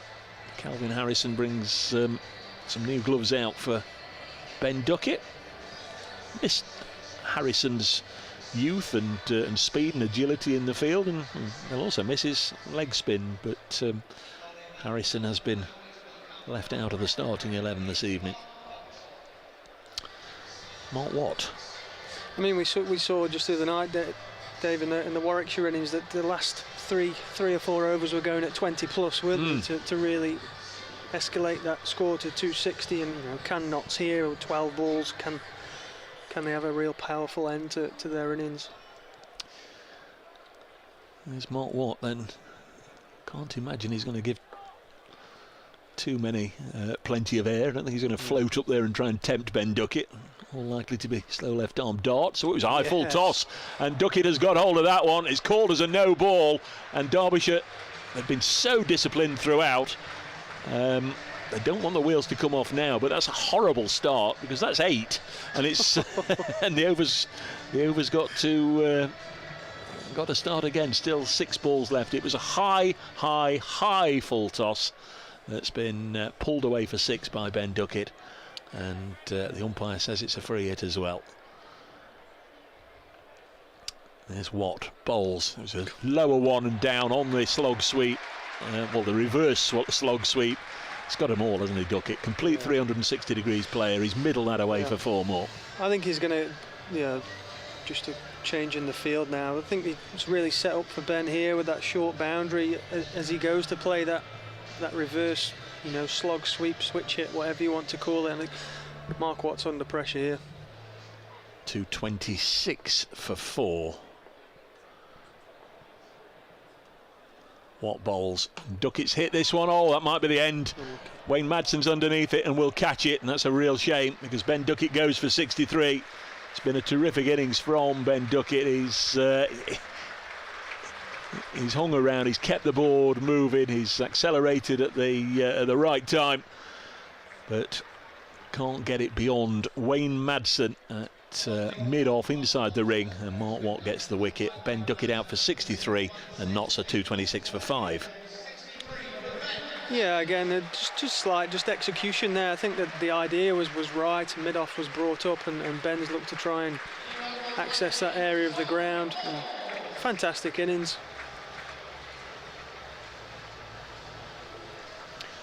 Tom Moores is the new man. Doesn't generally need a second invitation to put back to ball. 10 deliveries left in the innings. Notts on the brink of their highest score in T20 cricket. Mark Watt bowls, and first ball Moores has got that away for a boundary, and that does take Notts Outlaws to 230 for the first time. 20th year of T20 cricket in this country. There's been all sorts of records broken up and down the country, 1 or 2 that we won't be mentioning for obvious reasons, but Notts have reached 230 for the first time. Just getting a word from Colin Frey in the studio as well to remind me of that fact. Thank you, Colin. And this one's wide outside the off stump. Previous best 227 for 3 against this evening's opponents, Derbyshire, in 2017 when Ricky Vessel's got that century. 230 for 5, so there are 8 balls left in the innings. How many can they get? Moores drives away through the offside for 4 more. That was crisply struck, really was. Lovely looking shot from Tom Moores. Mark Watt has now brought up his half century. 1 for 50. He's still got 1 ball left. It's just set up perfectly for Tom here. Come in and swing the bat as hard as you want, mate. And he's certainly made connection so far. That's 20 from the over already. 1 ball left. Watt bowls. Low full toss. Moores just bunts it out to deep mid wicket. And they'll get a single. 235 for 5 at the end of the over. Mark Watt 4 overs, 1 for 51. Moores is 9 not out. Samit Patel 8 not out. 235 for 5. Don't want to jinx things, but I think the last time that Patel and Moores batted together was at Blackpool on Sunday when they both ended up at the same end. Yeah, I saw that on the live stream, yeah. Scrimshaw's also gone for 50 and looks as if he's going to get the final over. 3 overs, 1 for 51. Yeah, I think Tom, he certainly would have watched his previous over in the game, and I think he's just looked to set yourself really deep in your crease and expect that back of a length short ball. It's a healthy looking top order for Notts. 38, 55, 63, 45, top 4. Next ball is on its way now from Scrimshaw, and Moores plays it into the leg side for a single. He moves on to 10. 236 for 5. Goodness me, if he'd have got hold of that, that would have gone miles. So Tom Moores in at 7. We've not seen Sol Budinger, a little bit of a shame. Hard hitting young batter who scored a lot of runs in the second 11. He played a handful of blast games last season. Scrimshaw bowls, and Samit Patel has now hoisted this away on the leg side, and it's another one that may well be caught, and it is. Lovely bit of work by Leos Deploy, who goes over the boundary rope to catch it, but acrobatically flicks the ball up inside the field of play and just steps back in to catch it. What wonderful athleticism that is. Really, really, really good play by Leos Deploy. Samit Patel has to go, and small comfort, he's gone to an excellent catch there. Some real agility on the boundary by Deploy, who's now got 3 catches this evening. That's unfortunate. Samit's just not quite got enough of that, but unbelievable execution from Deploy there on the outfield, and we're just seeing that so much more in this game now. And the guys practice that pre-game and all the time. Just to go over it once again, Samit gave it everything out towards the deep mid-wicket boundary. Always, well, it would have gone for 6, but Leos Deploy falling backwards, going over the rope, took the ball in the air, but had the presence of mind before his feet touched the ground just to gently lob it back into the field of play, and then step back over the rope to catch it as it came back down again. Wonderful stuff. So Sol Budinger is out there. 4 balls left. Moves across his crease, and they're going to run a bye. And well, they had 2 attempts there. Derbyshire. Budinger went across his crease, missed it. The ball went outside the off stump, but Budinger was nowhere near in the end as it went through to Brooke Guest. Tom Moores ran the by, scampered down here as the wicketkeeper shied at the stumps. He missed. The ball was taken by the bowler, who turned and then threw at his end, trying to run Budinger out. But anyhow, it's a bye. 237 for 6. Next ball is heaved away by Tom Moores onto the leg side. Lovely bit of fielding again in the deep. And they come back for 2 on 239 for 6. In I guess most instances, Derbyshire fielded very well. And it's almost daft to say, isn't it, score of over 200. Just going to say them exact words. I think Derbyshire fielded brilliantly. Their energy in the field, and yeah, it's been really good. Scrimshaw has 2 deliveries left. Tom Moores on strike on 12. I'll be looking to put one of them into the Bridgeford Road stand. In fact, he won't. He cuts this forcefully through the offside for 4. It was full, it was just outside off stump, and he's absolutely leathered it away to backward point. And Notts into the 240s now, 243 for 6. This is a 20 overs a side game. Crackers, bonkers score. They're not going to get anywhere near Birmingham Bears 2-6-1 the other night, but as we've already said, Notts over the years, all the fine sides they've put out in this competition have never got as many as this. And they're going to finish it off with a flourish. And that flourish is a boundary from Tom Moores. Solbud injured, not out. Once he'd been told he was playing, he might have had one or two daydreams earlier today that perhaps he was going to go out there and bash it to all parts, but not for him. He's not out. Tom Moores has hit this last one away for a boundary, so he's going to finish on 20 not out, and Notts 247 for 6. You'd imagine Sam Kelsall's going to say that's probably enough, but let's hear it from the man himself. Yeah, I think certainly they'll be really pleased with that effort. Obviously, great contributions throughout. So we said, I think if Alex would have kept going, we potentially could be looking at 260. Certainly, the pitch is a fantastic one as normal here, and I think the bowlers have got to be really on their executions tonight. To certainly no width.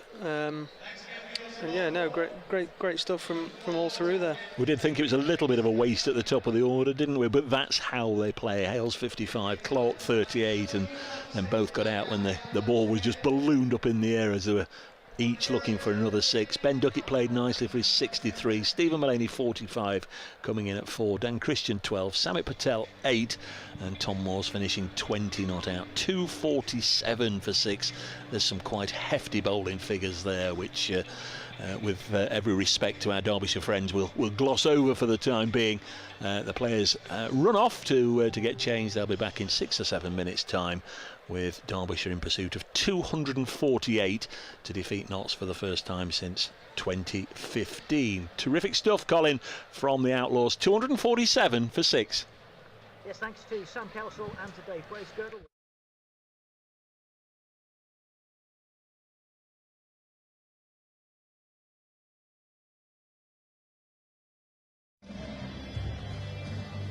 Well, what a difference a couple of days make. Absolutely blistering from the Outlaws there. Finishing on 247 for 6. So the target for the Derbyshire Falcons is 248. And it all really started in the power play. Notts having a power play of 86 for 1.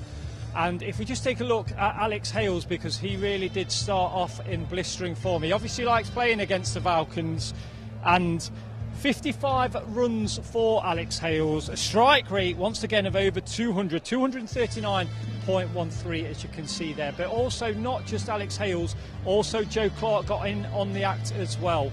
To over 200 for Joe Clark, 222.53 for Joe Clark. Just 38 runs, but again, it's always about that strike rate for us and for the Outlaws in T20. I'm going to welcome Matthew Montgomery back in.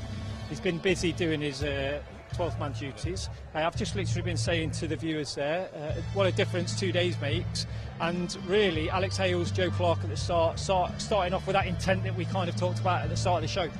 Yeah, like as everyone saw, the way Alex got going, it made it so easy for everyone coming in. And I think once we had that momentum, Derby never managed to get that back. And a record for Notts at Trent Bridge, so what a good innings there. Yeah, I mean, Notts have never made over 230 here at Trent Bridge, so like you just mentioned there, a record for the Outlaws. We mentioned at the start about maybe, the pressure kind of being off us with how the situation lies in the group, but as a professional sportsman, does pressure being off make a difference to you when you're out there in the middle? Definitely, I think it's just having that, letting yourself loose. So as we saw there, the guys went and just were able to throw their hands and be as positive as possible. And I think that's the way not to play when they're playing their best cricket. So hopefully we can go and defend that now and get a win. Yeah. Well, I mean, there's still obviously the bowling to do, and we can see obviously Luke Fletcher, Zach Chappell and Samit Patel having a little bowl behind us there. But it wasn't just Alex Hales, Joe Clark, Ben Duckett. If we take a look at Stephen Mullaney's figures as well, all over the strike rate of 200. So it shows you that the intent was there from every bowler, really, that to attack the Derbyshire bowlers and really kind of get a score here that we can now defend. Yeah, definitely. I think credit has to go to the guys coming at the end, especially with the guys out. And like Tom Moores came in their first ball for just Stephen Mullaney taking on the short ball. Really good. I think to get a record, everyone fires. So I think it's just been a great innings for us. Really good. Now it seemed that in the middle of the innings, Derbyshire turned to a lot of spin. And we kind of see that in T20, don't we? That when the power play's gone and you're in those middle kind of overs, teams go to spin. Can you just give us an idea of why that is? Well, the chat actually there from the guys who came off was that the odd ball was turning and holding in the wicket. So I think that was the feedback that was given, and that's what's harder to play. So I think, especially when guys are swinging so hard, it's sometimes that change of pace that actually makes it tougher to hit. Yeah. Now, if we look at the bowlers and mention the bowlers, when you've got a target like that to kind of defend, does that make a bowler's job a little bit easier? Because, you know, the score there is and should, fingers crossed, be defendable, but does that give the bowlers just a little bit of freedom? I think the talk amongst the bowlers is going to be to not rest on their laurels. I mean, we saw what happened a few nights ago, so I don't think the key is to not get complacent. I think we're going to have to start well, because it's obviously a lot of runs have been scored here recently, so we're still going to have to bowl well to defend that. We always mention that Trent Bridge is kind of like a fast scoring outfield. It's obviously very quick out there. As you can see behind us, there's like dry patches with the heat that we've had as well. So from a power play point of view, obviously restrictions in place in the field. How important is that to maybe, you know, start off well from a bowling point of view and really restrict the Derbyshire batsmen into a smaller power play than what we got in that 86? Well, as we saw in our innings, it's all about momentum, and I think, especially if we can get a few wickets, it's tougher for the new batters coming into to go as well as the guys who are in. And as we saw, Baz and Clark here batting together, it's almost impossible to stop when they're both going. So if we can just keep picking up wickets, hopefully that will be key.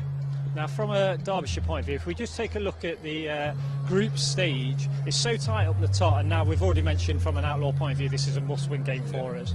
But from Derbyshire's point of view, you know, there's a few teams on 14 points. They've got Leicestershire just behind them on 2 points. For them, they want to get a victory here as well. And as I've just mentioned, Outlaws, it's a must-win game. So this is a real big kind of second innings for both teams. Yeah, definitely. I think we're getting to the back end of the group stages, and every team's wanting to win every game they can now. Like we were saying, we've still got 4 games. You never know what could happen with other teams. So Derby are definitely going to be coming out looking to put their best foot forward. Yeah. Now, obviously, as we mentioned at the start, you're the captain of the second team. What would Dan Christian be saying to his troops right now on the boundary rope? I think, like I said earlier, it's about not getting complacent and going through their processes. And it's another game. We've got to try and execute our skills, and hopefully we can keep them. We can win in the end. Yeah. Now, just finally, before I let you go, and obviously, well, in fact, the umpires have made their way onto the pitch a little bit early, so that's my cue. To hand over to the commentary team of obviously Sam and Dave.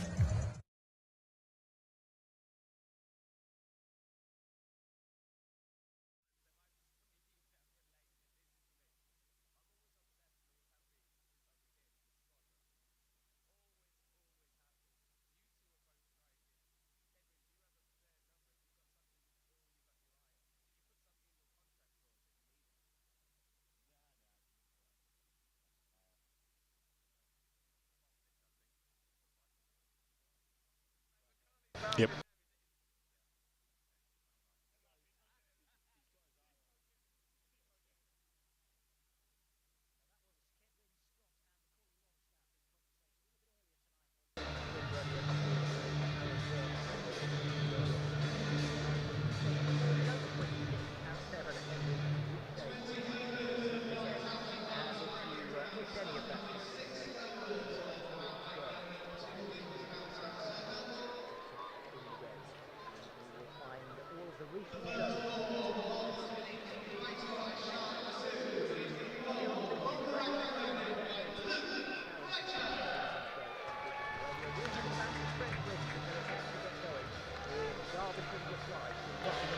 score table, 207 for 6. In the commentary position, Sam Kelsall and Dave Bracewell. Thank you very much, Colin. Just in time for the start of the Derbyshire run chase. Looks very much as if Luke Fletcher is going to bowl the opening over here.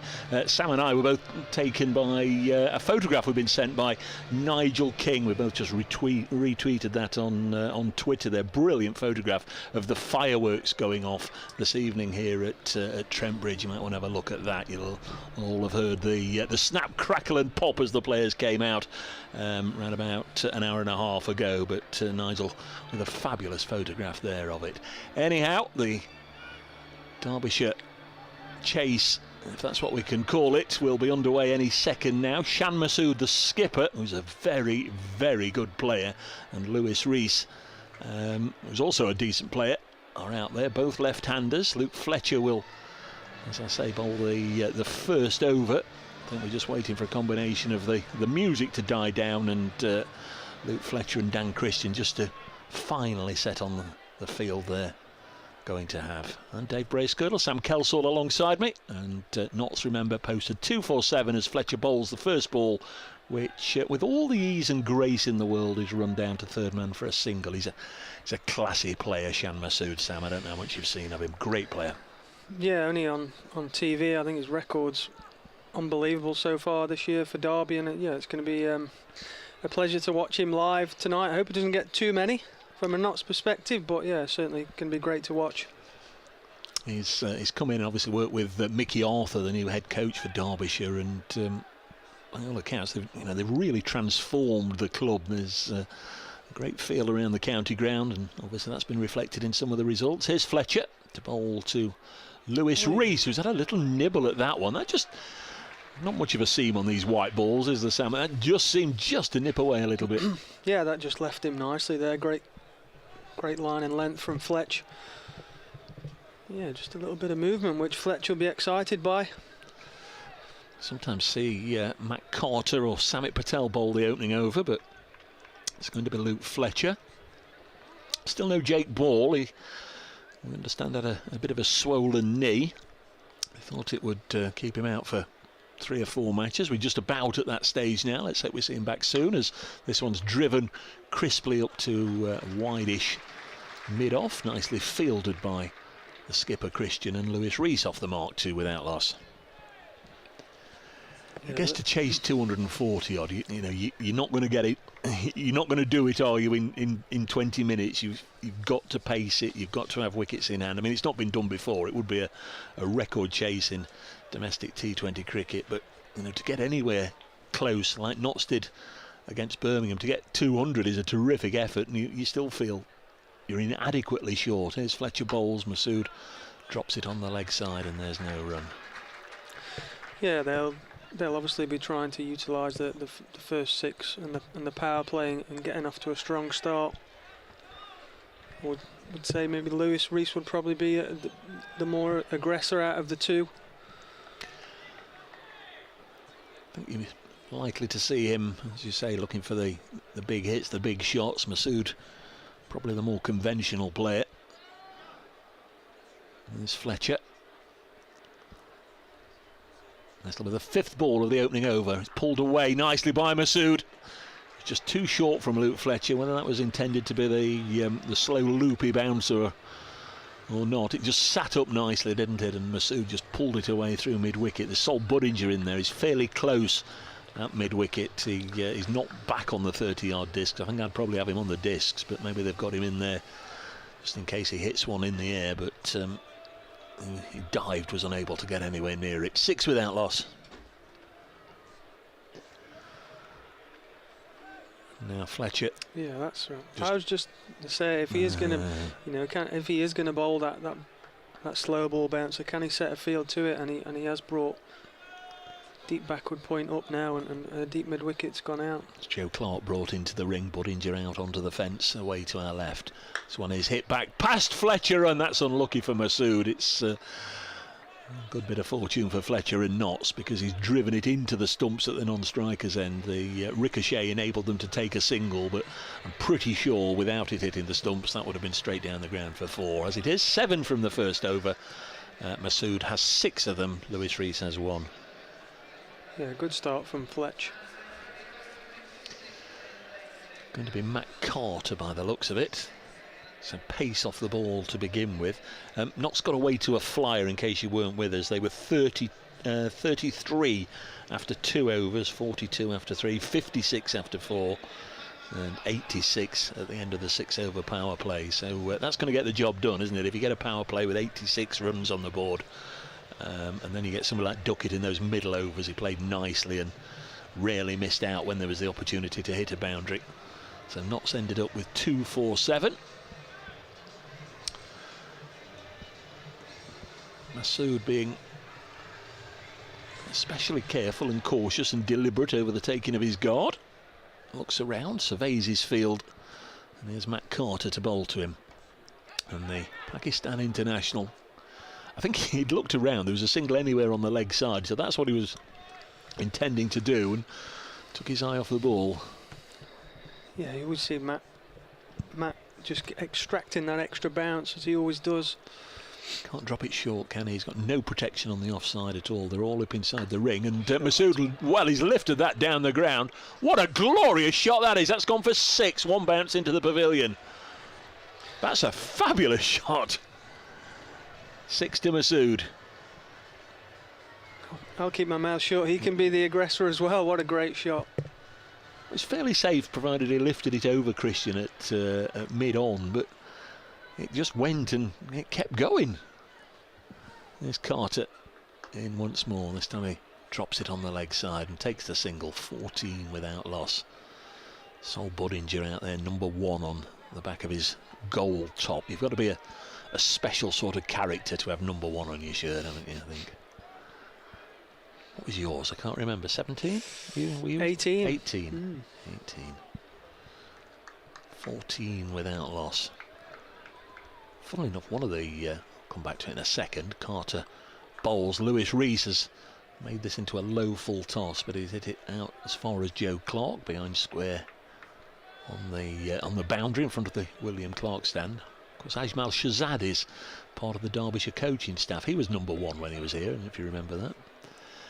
Carter bowls, and again Masood hits it. Oh, it nearly wrong-footed Dan Christian. He did so well to react and stop it. It's only a single, but Christian came herring in down the Jubilee line, and the ball almost broke at right angles, didn't it, to go down the Metropolitan. Great stop in the end. Next ball's helped away by Lewis Rees, and Joe Clark on the fence will catch it.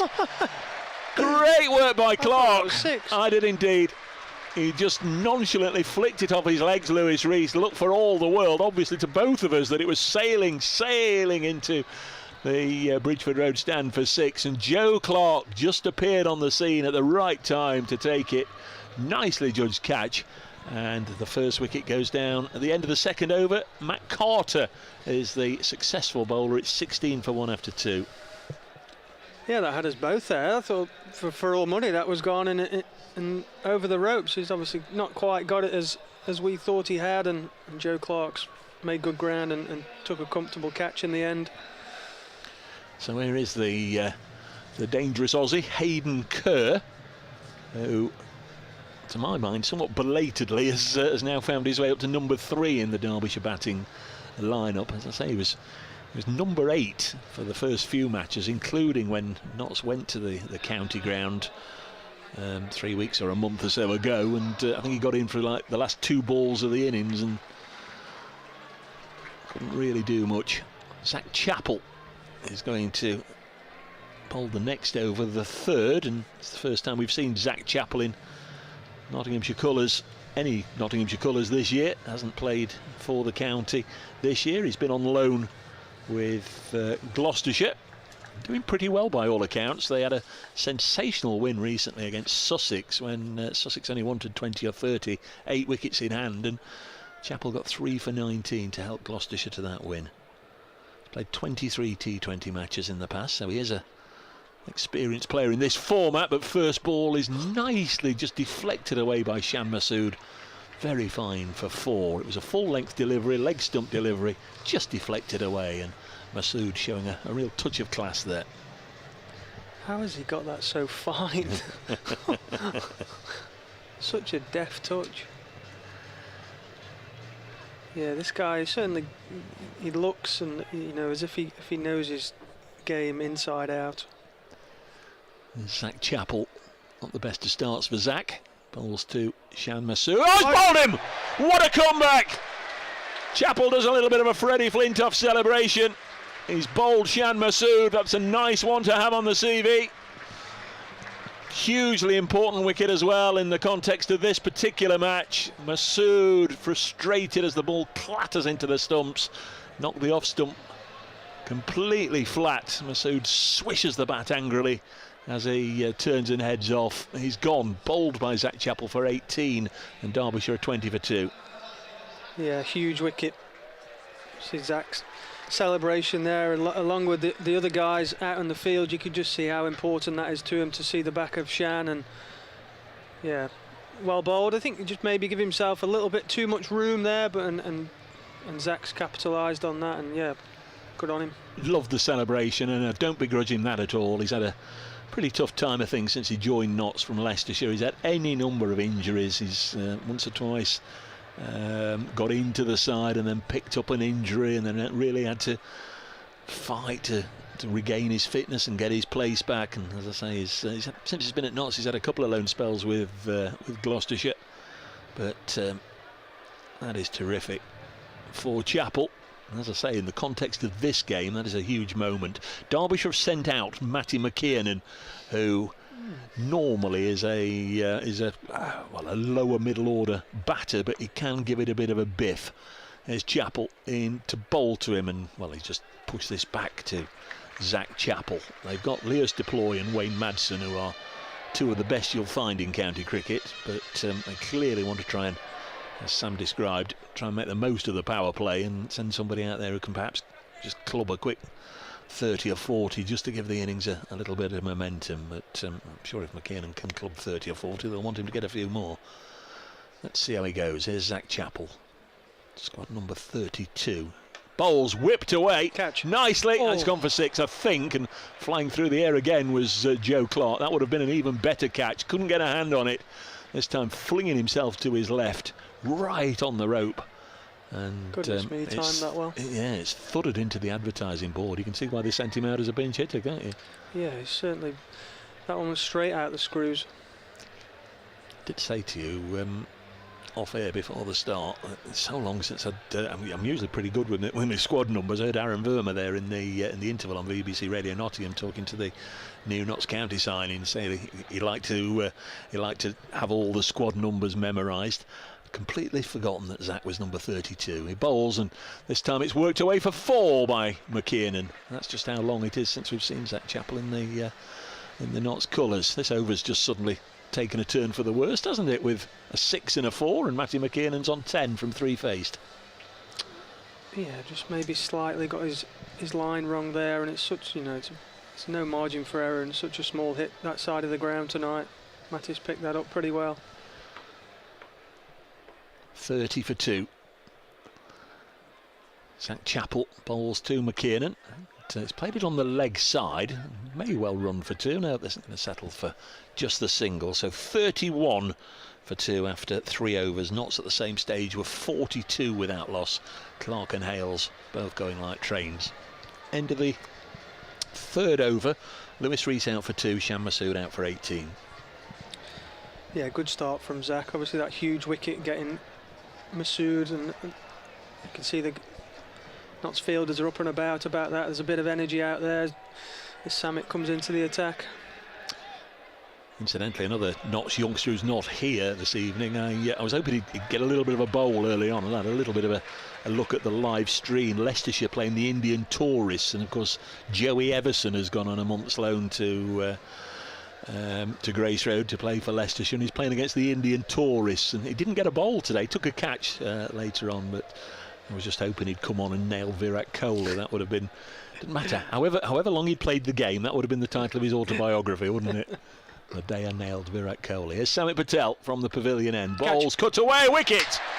Lovely catch by Stephen Mullaney, super catch. And McKiernan, quick as a flash, has come and gone. Out for 11, just the 4th ball he's faced. And golden arm Patel does it again. First delivery, it's cut to backward point where Mullaney takes a very fine catch indeed. And this one running away from Derbyshire at 31 for 3. Yeah, the perfect start for Notts. Obviously that plan from Derbyshire sending Matty in early has not paid off, and a great wicket, good start for Samet. And well, he didn't waste any balls, you can say that for him, no. can't you? You know, it would have been go out there and just try and hit everything to the ropes. He hit a 6 and a 4 and then got out. Leas Deploy got a century in the championship match here in the COVID summer. There was nobody in the ground to witness it. It was a terrific knock in the Bob Willis Trophy, they called the first class games that year. So he's had happy memories on this ground. Leas Deploy took some good catches earlier on as well, didn't he? He bagged 3 catches. One of them was a terrific effort. I think it was the one to get Samet Patel, wasn't it, where he took it over the ropes, flicked it back inside, and had the wherewithal to come back into the field to play and catch it. Great bit of agility. We're just about ready, hopefully. Deploy a left-hander. It's taking forever to set the field, isn't it? Once again, joyous celebrations for Notts. Almost as if they feel they've got a little bit of a point to prove, and again, we say it's probably too late, almost certainly. Deploys away first ball, clipping this to Clark at deep mid-wicket. 32 for 3. Hayden Kerr has been out there and seen 2 wickets fall, and he's not faced a ball yet. Duckworth Lewis at this exact stage, Sam, should be 64. Derbyshire 32 for 3. That's a measure of the challenge against them, but that's a nice shot from Hayden Kerr. No respect given to S.R. Patel, Esquire. He dances down the track to Samet and lifts it back over his head, 1 bounce into the boards in front of the pavilion. Have a look now. There's Patel in again to the Sydney Sixer. He's cut this away. Good stop. Really good stop, diving stop down on the ground. Is it Joe Clark again? I think it is, just getting to his feet. Yeah, good work by Clark. Saved 3 runs there. 37 for 3. Their energy tonight, Dave, so far in the field compared to the previous couple of games is just evident. Yeah, chalk and cheese, isn't it? Patel to bowl to Leas Deploy again, comes down the track. He's hit this one up in the air, but it's going to fall between mid-on and mid-off. In fact, it's going to fall between mid-on and mid-off. Nonsense brace girdle. It's just sailed and sailed. It got a firm, didn't it? We had a hot air balloon come over the ground on Tuesday evening, and that one was just off up there into the atmosphere and dropped over the rope in front of the pavilion for 6 more. And I will swear that Alex Hales was going to be able to run round and catch it. Just seemed to be hanging up there, but it just kept going. What a shot that was from Deploy.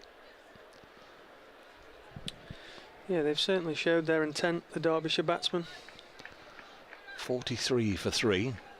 Samet wants to have a chat to Captain Christian. Heaven knows what that's about. Field setting it will be about, you'd presume. And he has dropped Hales back at long on now. Went a lot straighter though from Deploy, who's just run this, and well, could Matt Carter have got the ball into Tom Moores? He elected not to throw it, hung on to it. Derbyshire going along at 11 and over, 44 for 3 after 4, but those 3 wickets, Rees, Masood and McKiernan's, is really going to hurt them, isn't it? 44 for 3, Notts made a fine start. Yeah, when you lose 3 wickets in the power play, it's a tough ask, and when you're chasing a score that not set, it's going to be difficult from here, but I'm sure they'll give it a good fist. So Fletch back in to the attack. Just a reminder, in the Test match, New Zealand made 225 for 5. They've still got Daryl Mitchell there, he's unbeaten on 78. And Tom Blundell, the wicket-keeper, with him on 45. It seems every innings that pair have combined. A real fluke dismissal for Henry Nicholls. If you've not seen it yet, that's one to look out for, either on the highlights or the BBC Sport website. Here's Fletcher to bowl the fifth over, looking for a wicket, and bowls to deploy wide of the off stump. It goes through to the keeper, and almost everybody looked at the umpire and he saw nothing wrong with it.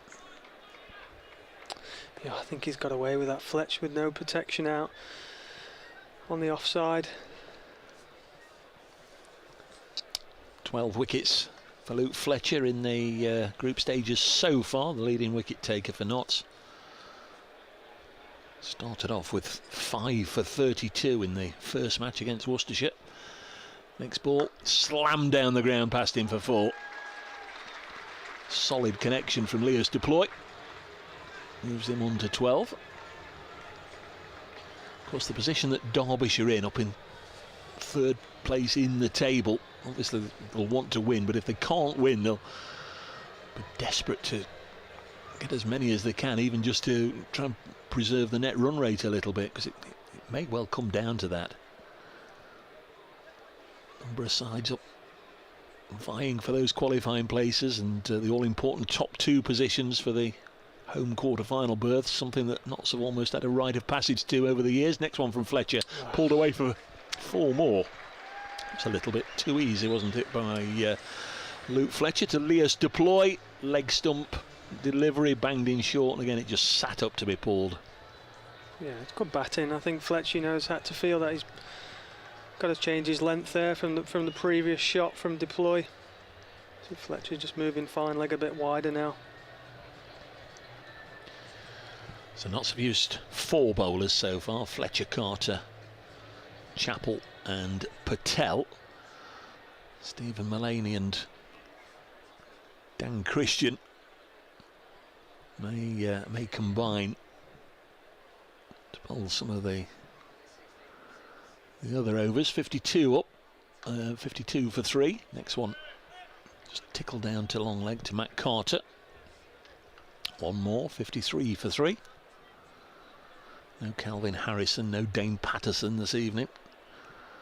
Notts heading up to the northeast this evening, I understand. Bus journey to take them up to their base to be up there in good time for tomorrow evening's match against Durham, who been in Blackpool today, a match that was ultimately rained off.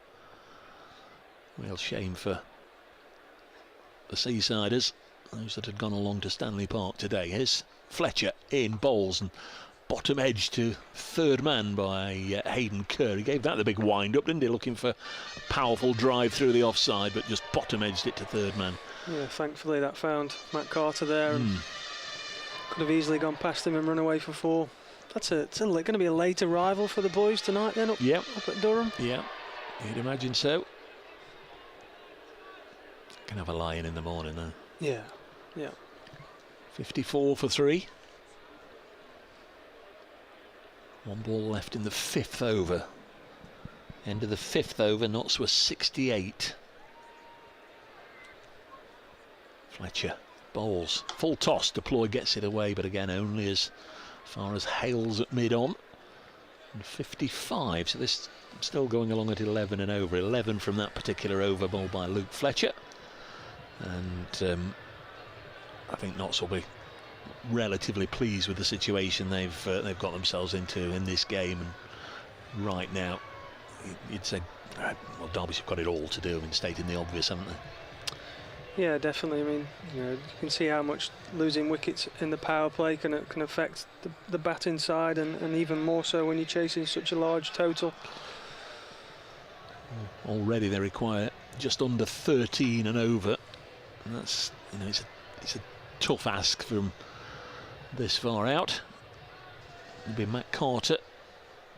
Got rid of Lewis Rees in his first over. Went to bowl to Leos Deploy from the pavilion end. He bowls. Did that strike him on the pad? Not sure. They've gone through for a single. Yeah, leg by signalled. 56 for 3. Yeah, it'll be interesting to see how they go about this last over in the first power play. Do they look to just get through it and take what they can, or is Kerr going to look to still go for the boundaries? What we've seen from him so far, Sam, is he's looking for the big shots, and down the track he comes, and well, he'd have been stumped by a country mile there had he not got little piece of bat on it. Inside edged it, I think, onto his boot, and then it ran away. Tom Moores goes and picks it up and prevents the run. Precious dot ball. Carter in again to Kerr. He comes once more, and this time he's got hold of it and will just lap it over the leg side boundary for 6. Just all too easy there, wasn't it? And yeah, that's not a sort of a pop at Matt Carter. It is a relatively short boundary, and if the ball just sits up there nicely like that one, it is a fairly gentle hit away for 6. There's Carter again. Bowls. Well, done it again, but the batsman has missed out a little bit. Good work by Sol Buddinger. Diving stop on the rope, hence the round of applause from the Notts supporters. Good work, Sol. And they take 2. 64 for 3. Bit of a leg side slog from Kurt. This time Catch. is hit it just out of the reach of the diving Christian at mid-off. And the over, is it finished? No, not quite. 4-2-4, the last 3 balls, 1 ball left. That'd have been a worldie, Dave. Would indeed. It's a dangerous hitter, doesn't he, Aidan Kurt? He's moved on to 18, the same as Leos Deploy. Next delivery, that one's pulled away. Nobody down there at long leg. 1 bounce over the rope. So Matt Carter, expensive in that over. 2 overs, 1 for 25. It's 72 for 3, and 17 came from that over. We were saying they wanted just under 13 and over, so that'll do the job. Yeah, Derbyshire will be pleased with that end to the power play. He certainly strikes the ball well. Yeah, 72 is a very decent power play by anybody's standards. 12 and over, but Notts were 86 at the end of it. So Patel to bowl his 2nd over, the first one out of the power play. Remember, he got a wicket first ball, Patel. Matty McKiernan obligingly just cut the ball straight to Stephen Mullaney, who took a fine catch, moving to his left. Patel now from this Radcliffe Road end. Bowling to Deploy. Patel round the wicket. Deploy down on one knee, and again he's got it into the gap on the leg side for 4. Yeah, he's timed that really well. Good execution to find that gap, and it races across this fast outfield. It's just so difficult for A, the bowlers, and B, the fielders. And I don't just mean Notts right now, I mean almost every side that comes here in white ball cricket. In fact, even in any form of cricket, as we saw in the Test match, 76 for 3 when Bairstow just kept helping it into the stands. Some cracking wickets being produced by Steve Burks and his crew. Next one, walk down the leg side. They're going to go through for... I thought that bowled him round his legs. Leg side wide. He ran the single as well. 78 for 3. Patel now to Kerr. I like the look of Hayden Kerr, and he plays a lovely shot again. Alex Hales should cut this off. And keeps them to 1. Really good stuff from Hales. He was fairly straight as Patel was bowling that at long off, and he's almost run around there to extra cover, hasn't he, to field and keep them to 1. Terrific stuff. Made up some great ground there. I think the crowd appreciated that as well. 79 for 3. There's Patel in again, and right up in the block hole there from Samit Patel and Leos Deploy. Was he playing keepy uppies there? He played it down right by his feet, and then played a little bit of football just to make sure it didn't drop onto his stumps. Patel again, running between the umpire and the stumps, and Deploy just dabs it to short third and takes a single. Notts won't mind that as a huge aeroplane goes over the ground. Trent Bridge looking a picture. Patel to Deploy. This one's driven again down to Hales. And 1 more taken. It was a good over from Samit Patel. That 80 for 3, just 8 from that particular over. And Derbyshire still require just a whisker under 13 and over, 12.9. Yeah, I think if you're going under 10 and over these days. They say that's pretty good, and that was certainly a good over from Samet. You see Mull coming into the attack now. Yeah, Stephen Mullaney going to be the 5th bowler used. Got his full allocation against Leicestershire the other night for the first time this season. Dan Christian didn't bowl then. I've not seen Christian turn his arm over yet. It was bowling in the, I say in the nets, but on the edge of the square with the bowling coach Kevin Shine, all the other bowlers, an hour or so before the start of play this evening. But here's Stephen Mullaney, 81 for 3. The Falcons. Mullaney bowls, and there's a stumping and given. Mullaney has got it through the defences of Kerr. Tom Moore's whipped a bail off, you know, and he was absolutely convinced. He was already celebrating. They looked towards Tom Lungley, the umpire, and he raised the finger. Kerr stumped Moore's, bowled Mullaney 24. Great work by Tom Moores.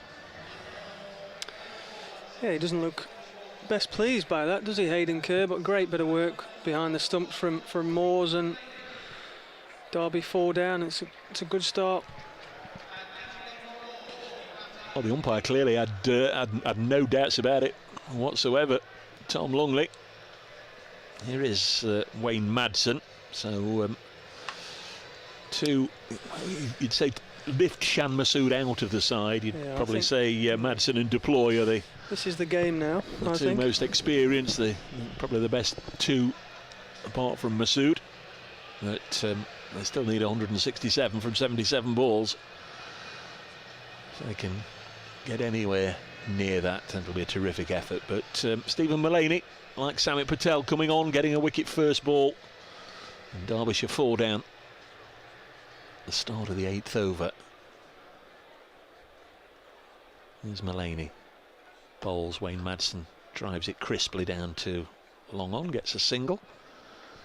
Mullaney wearing, they call them elasticated sleeves or some such there, probably to save the elbows a little bit when diving in the outfield. One or two of them are. Skin on, I think they call it a skin. A skin? Yeah, I think that's what they call it, Dave. Skin. 82 for 4. Samit Patel has just run across the field and found himself in front of the William Clark stand, raise his hands, get everybody up and behind the team. This one was just scooped up by Deploy and very nearly carried to Matt Carter, who's inside the ring. Couldn't quite get there, didn't even really get there on the half volley, but it nearly carried. Deploy just trying to be just a little funky to that delivery from Mullaney. Puts Madsen back on strike, 83 for 4. Next delivery sees Madsen this time drive it to long off for a single, 84 for 4. Yeah, Mull will be hoping to close this over out. It's been a really good one so far. Derbyshire 26 behind where Duckworth Lewis says they should be at this particular stage. There's Mullaney in again, bowls, and again goes through to Moores and whipped off a bail for good measure, but this time Deploy hadn't gone anywhere.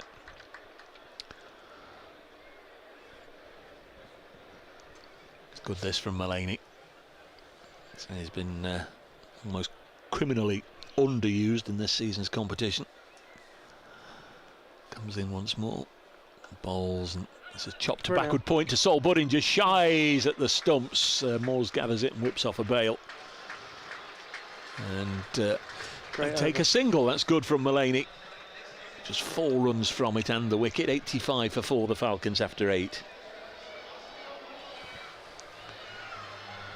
Yeah, it's very surprising that he has been used so little throughout this comp, Dave. I'm not sure why that is. There's obviously a reason behind it, but he bowled just a total of 9 overs in the first 9 matches, and then on Tuesday night he got his full allocation, and for the first time he got his first 2 wickets as well. So he's now got 3 wickets in this season's competition. Here's Patel to bowl his 3rd over.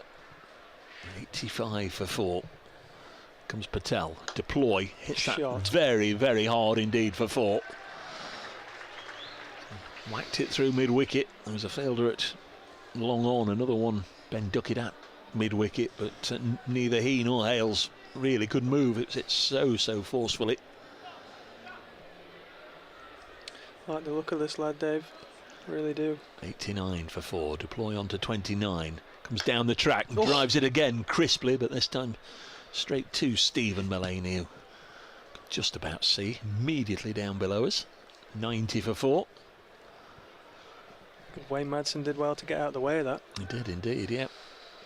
Brooke Guest and Alex Hughes, you would imagine, would be the next two to come. Then Mark Watt, Sam Connors and George Scrimshaw. So a lot really depending on this pair. Madsen down on one knee, just pulls the ball away and out to Joe Clark, who took a fine catch earlier on to get rid of Lewis Rees. 91 for 4. Patel in again. Held that one back a little bit, didn't he? Deploy was already down on one knee, ready for it. And Sammy just held it back a little bit. Keeps him to a single. He's almost through the shot, wasn't he? Yeah, he took the pace right off that. Good bowling from Samit. Just joining. Notts made 247 for 6. Next one is just played to Matt Carter, who fizzes the ball back into the gloves of Moores. Derbyshire just trying to eke out whatever runs they can get there, but Madsen almost committed himself, hit the ball straight to Carter and set off running, and Deploy had to send him back. 92 for 4.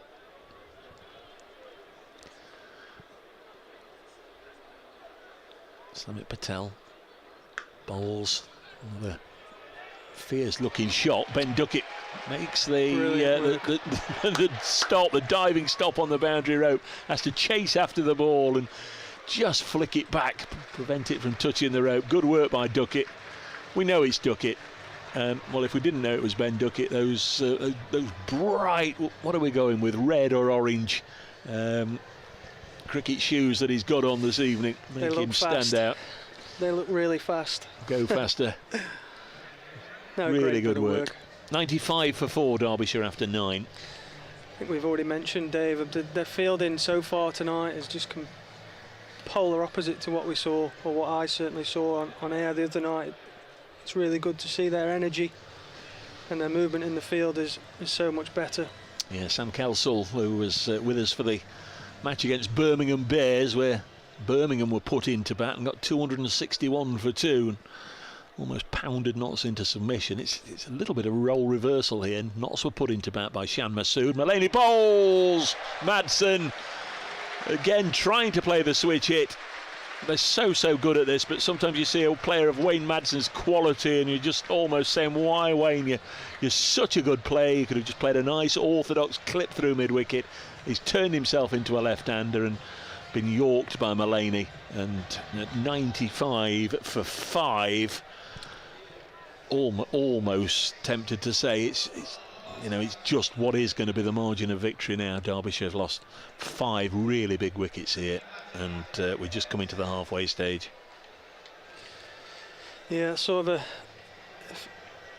if he misses our hit scenario, I think it's a high risk option from Madsen, and he would back himself to execute that shot, and on this occasion he hasn't, and clean bowled there.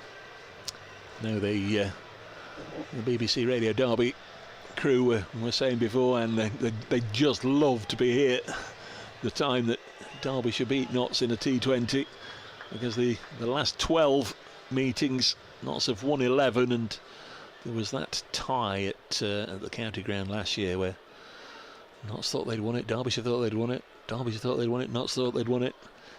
As Brooke Guest off the mark, first ball. Matt Critchley was on strike at Derby last year, and he needed a boundary to tie the contest from the last ball after Notts had really come back well. Fletcher and Harrison had bowled the last 2 or 3 overs very miserly and picked up a couple of wickets.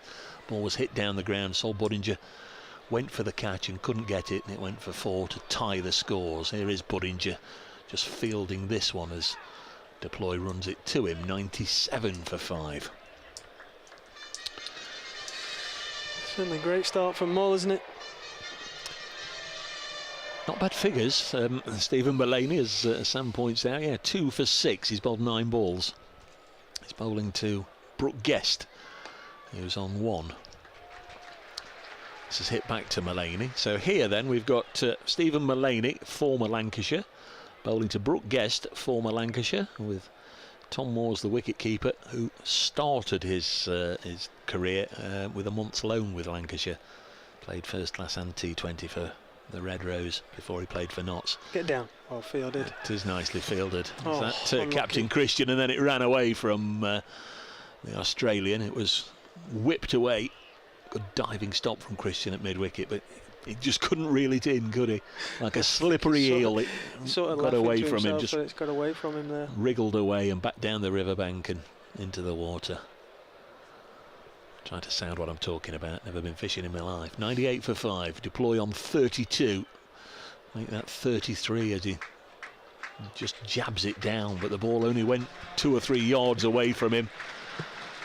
Needs some big hits. Derbyshire 99 for 5. Or maybe that, you know, let's bat it out. Let's not, you know, get bowled out. Let's just see what we can get. Have some wickets in hand, and you know, whatever we get now, 170, 180, 190, if we can get there, just try and preserve a net run rate a little bit. I don't know what the thinking will be. You know, you're a coach. Are you looking to win this? 150 required from the last 10. No, I think you've got to take the game as deep as you can, and kind of in that tricky situation where if you go too hard, you're going to lose. Yeah. You're going to lose wickets, and then it's just a non-entity. But you know, they've got to look to keep trying to score, and with that will come some risks. Zach Chappell to bowl his second over, bowling to Leos Deploy. Nice and full, and Deploy works it onto the leg side. He's run that first one quickly. They'll take on the arm of Hales, but comfortably back for 2. And the Falcons take their score into 3 figures. 101 for 5. What's that, the last post? Is that Mick on the button again in his office? Nicely played again by Deploy. It was a push and run, wasn't it, for 2. As Chappell comes in and bowls to Deploy. Catch. Comes down the track. He's hit it towards Alex Hales, who comes in from the rope and pouches it. Beautifully caught by Hales. Chappell gets a second wicket. Deploy has to go for 35. Follows Madsen back up the pavilion steps, and that's very much is another hammer blow. Really has become over the years a super fielder and a super catcher. I think when he first came into the top class game, Alex Hales, he was perhaps seen as a little bit of a liability out on the boundary. He dropped 1 or 2 in his early England days, but over the years he has been become a terrific fielder and terrific catcher, and really caught that one nicely. Another thing though, you notice there, look.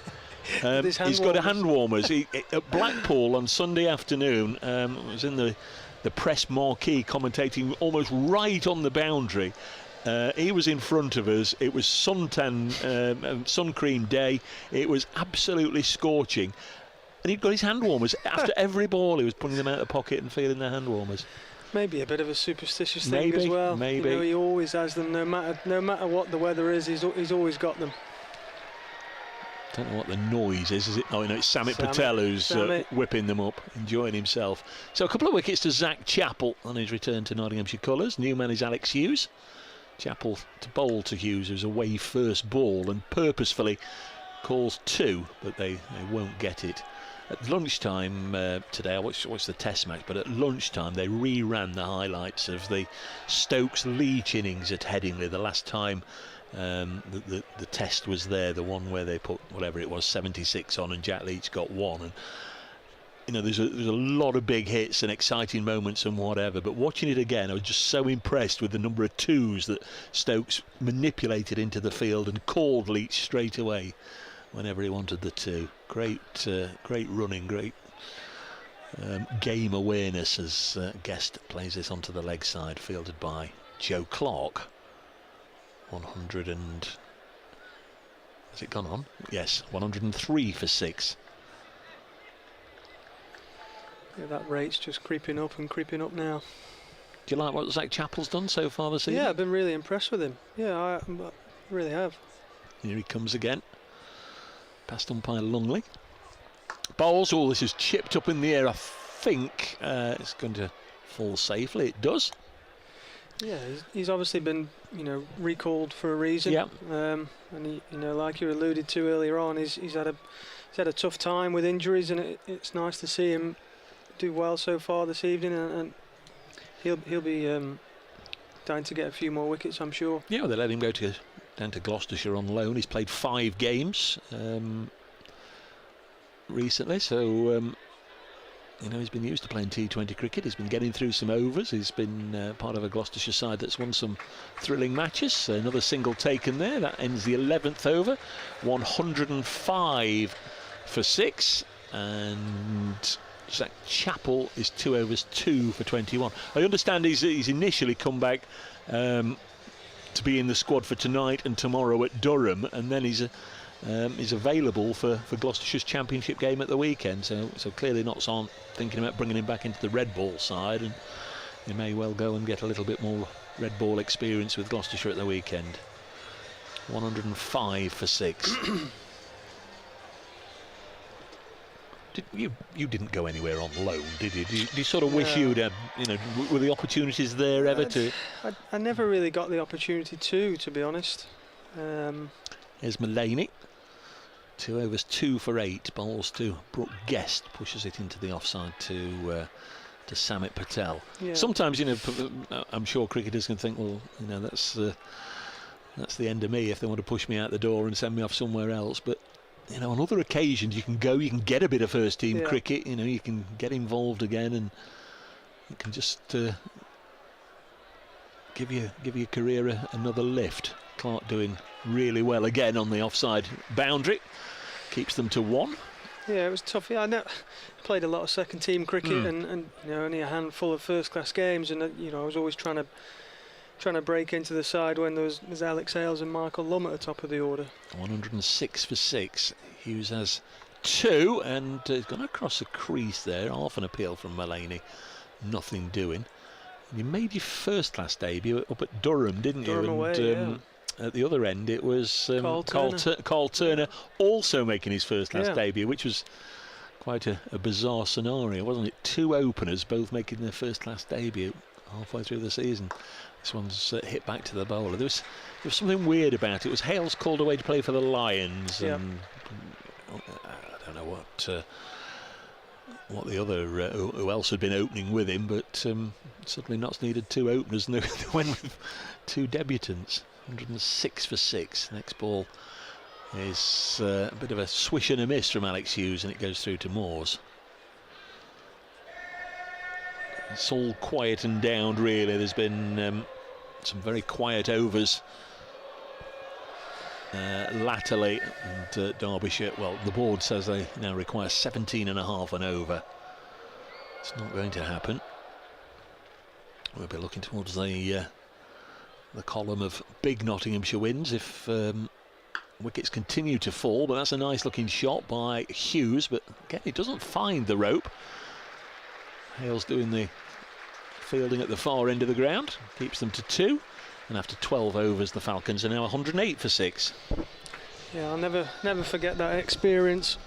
Obviously, I think I'm not sure who it was, either Graham Onions or Callum Thorpe bowling. And I remember nicking one, and Paul Collingwood dropping me and off the mark in first class cricket. Yeah, I didn't get too many more after that. Was that the game where Ben Stokes was playing? There was a game Notts playing Durham up at Chesterley Street where each bowler was on a hat trick. 2 wickets went down at the end of 1 over, and then the next over was bowled, and it finished with 2 wickets going down. So both bowlers were actually on a hat trick. Neither of them got them.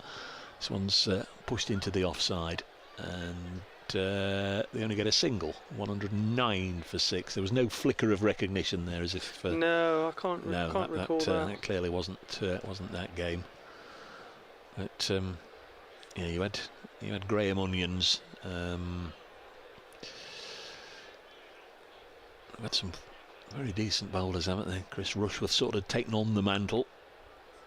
Mitch Claydon would have been about then. Next one is helped down to long leg for a single, 110 for 6. Yeah, that was the first time I'd ever seen or come across Ben Stokes, and I'll never forget his first ball that he faced when he was batting. How hard he hit this. I think Andre Adams was bowling, and Ben was pretty young, sort of 19, 20. He hit the ball so hard. Brooke Guest on strike on 6, 110 for 6. Next ball's hit up in the air. All the fielders are out on the leg side. Joe Clark comes running in, only just right. Joe Clark came running in. The ball landed just outside the 30-yard disc, but it sat up nicely for Clark. He fired it in. Tom Moores was getting there ready to take the ball, perhaps to try and break the stumps, and I think it hit the batsman and then bobbed up, and wrong-footed Tom Moores. He's been in the wars a little bit, Tom Moores, in the last week or two, and I was pleased to see him get up then.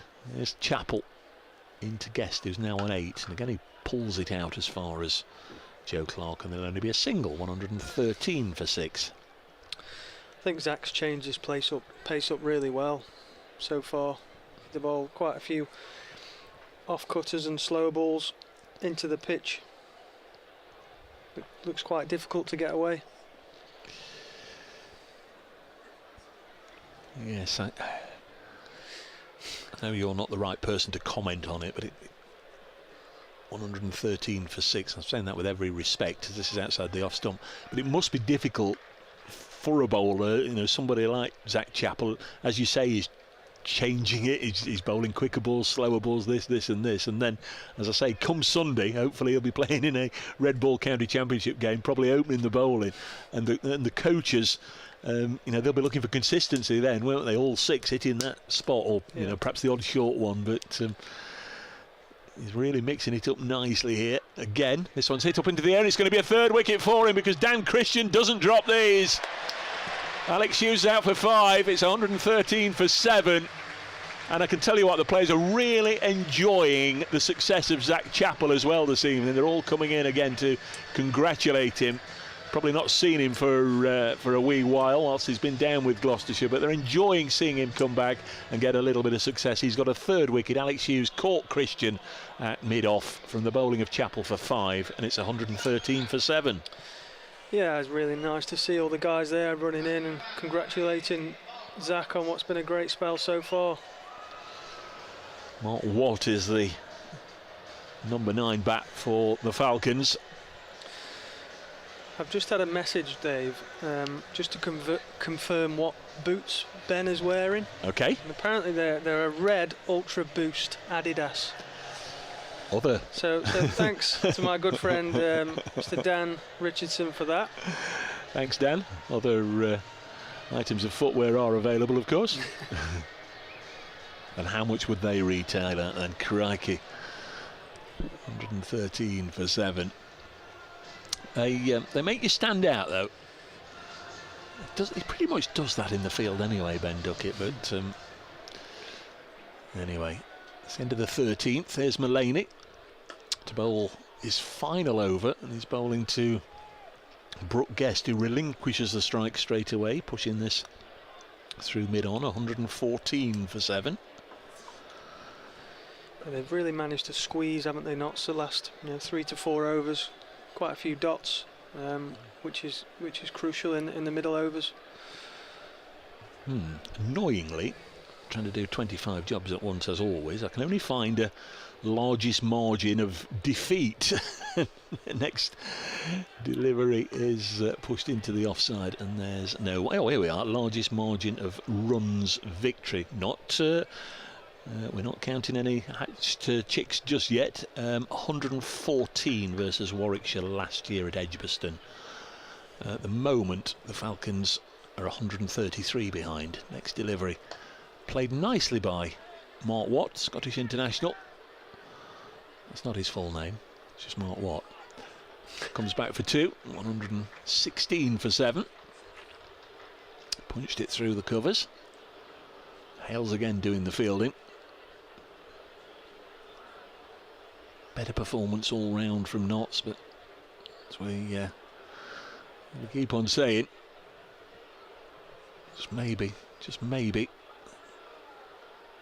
the supporters would have enjoyed this sort of performance perhaps a little bit earlier on, and more consistently through the group. 117 for 7.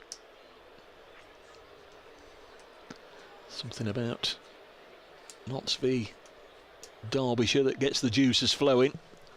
Absolutely. Brooke Guest has 10. Stephen Mullaney bowls to the Derbyshire wicket keeper, who can only push it down the ground for another single. 118 for 7. No, his execution's been superb so far.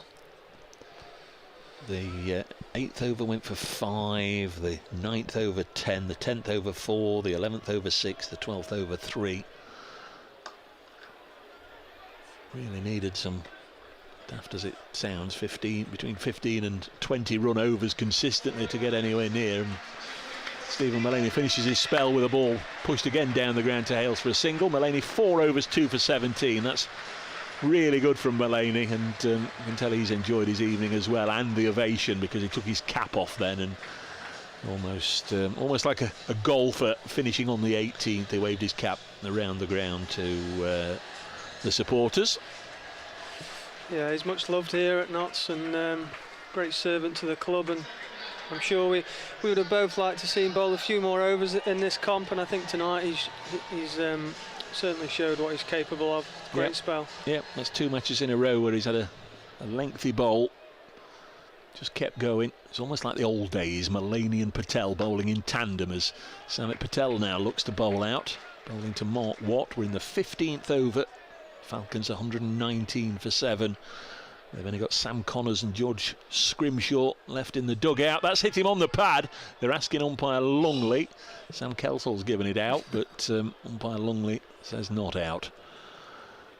It's difficult. It really is difficult for an umpire when a batsman's left-handed and then suddenly he's trying to play the ball right-handed.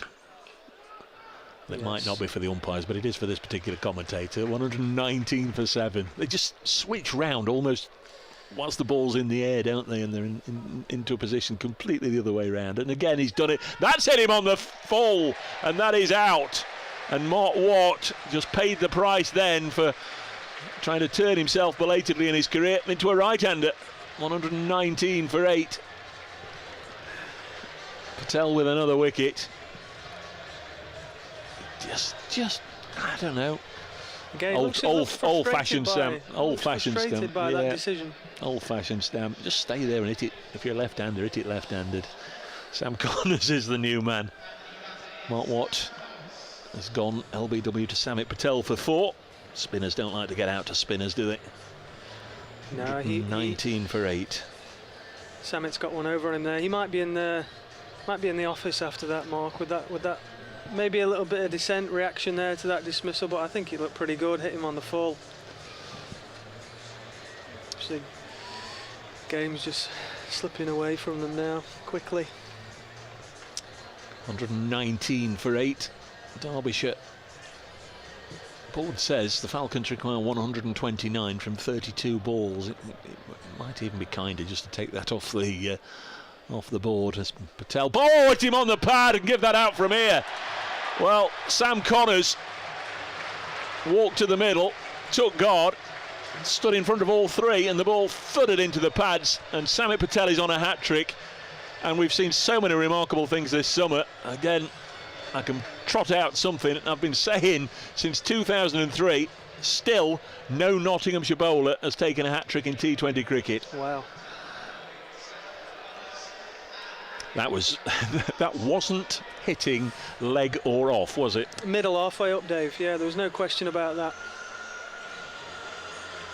George Scrimshaw. Well, it looks his photograph on the big screens here. It looks like something out of what was it? A YA50.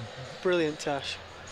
Bit of the old Tom Selleck about that photograph up there. I was going to say 501. That's the darts fella, isn't it? Dave, there's every chance he could get this here, Samit. Notts have brought a slip in. I'd have got Here is Patel on a hat-trick, bowling to Scrimshaw, and he's dug it out, plays it back to Patel, who finishes his allocation with figures of 3 for 32, and that was a wicket maiden to Samit Patel. 119 for 9. Listen to the ovation for Samit Patel. He can do no wrong. Again, much loved here at Trent Bridge, and fantastic spell from Samit. I think I'm right in saying that's the first maiden bowled by a Notts bowler this year in the Blast. There's been 1 or 2 in the Championship. A reminder, of course, that Notts are at home in the Championship on Sunday, Monday, Tuesday, Wednesday. Notts top of Division 2, second place in the table is Middlesex, so it's a big one. Notts v Middlesex starting Sunday. Full coverage as always on the BBC Sport website. 119 for 9, lots of updates of course each and every day on BBC Radio Nottingham. Luke Fletcher trying to finish the job here. Luke Fletcher of course once very briefly of Derbyshire. He had a loan spell down the road. 2 overs, none for 18 for Fletcher. Here he comes to bowl to Brooke Guest, who just drops it on the leg side. He'll be looking for 2 here, and George Scrimshaw, well, he's a big man, isn't he, George Scrimshaw? He's a bit, what, Stephen Finn sort of build, big, tall fella. Doesn't take him too many strides, does it, to get down to the other end? It's maybe because Stephen Finn, he also wears 9, doesn't he? I think Stephen Finn. Yeah, that's correct. But I can see a little bit of Stephen Finn in, certainly in his makeup.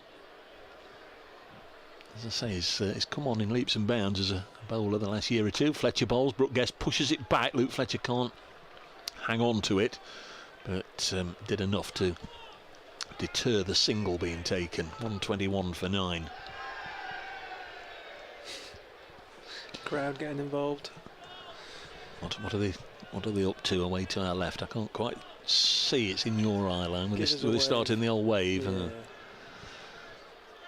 121 for 9 in the 16th over. Notts are going to win this one. They're going to break their streak of 3 consecutive defeats. Birmingham, Lancashire and Leicestershire.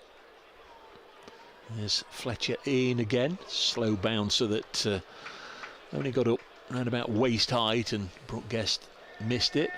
Derbyshire, don't forget, have been on a fine run. They've won 5 in a row coming into this one, and however it might pan out, they're going to have to put this one out of the memory and just say it's a bad day at the office and get back on it.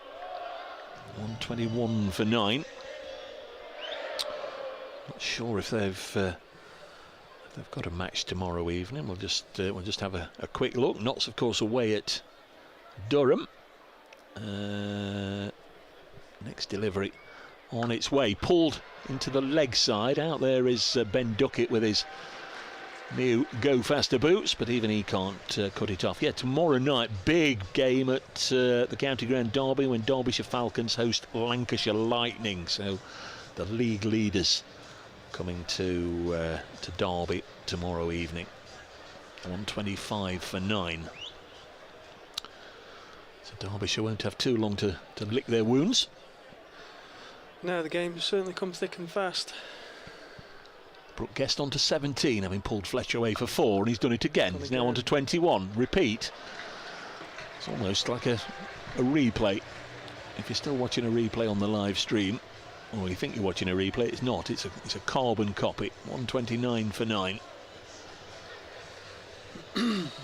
Some decent figures from the Notts attack, but Luke Fletcher thus far not amongst them. He'd just like to get this last wicket. He's got figures of 0 for 28 at the moment.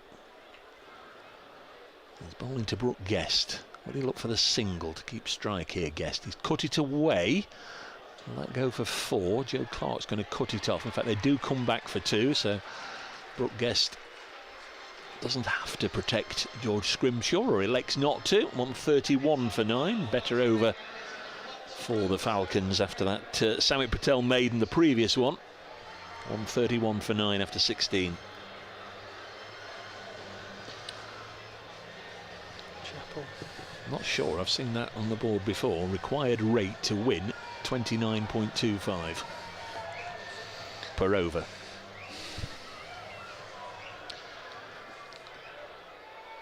Frustrating, Sam, that there's not enough games left really for Notts to continue this sort of form and make a run into the top four. They've left it too late.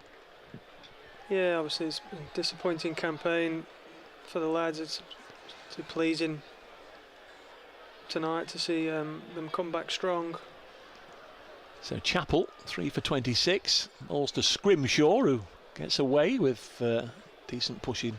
Looking push, square of the wicket on the offside. Duckett fires in a return that gets there quickly on the bounce to Moores. Did well to gather it. Yeah, I think you obviously need a bit of a miracle to happen and for them to get anywhere near qualification, but they've just got to do what's in front of them and try and win every game now on. 132 for 9. Guest's on strike. Chappell bowls to him and Brooke Guest plays this onto the leg side. It was just held back a little bit, wasn't it, by Zach Chappell. Clark again doing the fielding. 133 for 9. I think when we had that rain half an hour or so before the start of play, well, just after they'd tossed up, wasn't it? We sort of had a little bit of a look, and it seemed to be clear till about 9 o'clock. It seemed to suggest we might get some more. Well, it's just after 9 o'clock now, and it's a glorious evening, isn't it? Yeah. No danger of getting this finished. Chappell bowls, and that one narrowly misses the stumps. Not entirely sure whether Scrimshaw played a shot at it or not, but it almost kissed the paint on the off stump. It was so adjacent to it. 133 That's a great for take 9. by Moores as well. He bounced horribly in front of him and really good hands. It was a whisker away from bowling George Scrimshaw. There's Chappell. In again, bowls. Scrimshaw plays this to backward point. Puddinge doing the fielding, and there's no run. Remains 133 for 9. So Notts got 247 for 6. Ben Duckett was the top scorer with 63. A crash bang wallop 55 from Hales. Stephen Mullaney 45. Joe Clark 38. So solid contributions from the top four. Tom Moores 20 not out. Dan Christian 12. Samit Patel 8. Getting Notts up to 247 for 6. Chappell bowls a delivery that again had pace taken off it, and Scrimshaw squared up. Can only push it back to the Grantham-born paceman, who's just been told by Tom Lungley your laces are undone, Zach. So he bends down to pick them up. So Notts' highest score by 20 runs in the history of T20 cricket, 247 for 6. So Notts pretty much doing to Derbyshire what Birmingham Bears did to Notts last week. This one's a bit of a waste from Zach Chappell outside the off stump through to the keeper, but Zach Chappell's finished 4 overs 3 for 28, and he will have enjoyed that. His teammates have enjoyed that, and you can hear the ovation from the Notts supporters. That's good from Zach this evening. Yeah, as he gets a nice round of applause there. I think he's executed his skills brilliantly. I think he's added something different to the bowling attack tonight.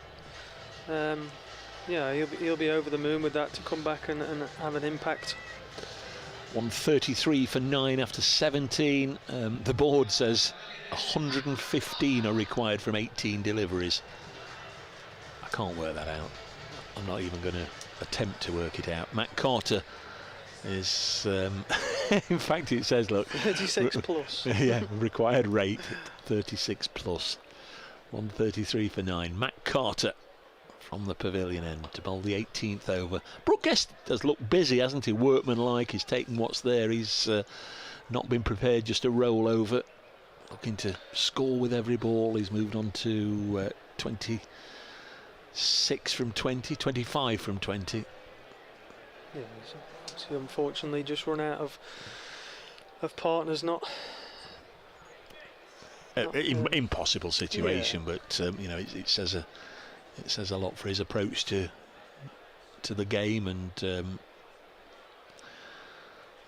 his will to win attitude. Scrimshaw jabs down on this one as Matt Carter gave it a little bit of air. Not been any prodigious turn, has there, for any of the slower bowlers. There's Carter in again, just darts it into the pads of Scrimshaw, who helps it onto the leg side. Puddinge Fields, one more, 135 for 9.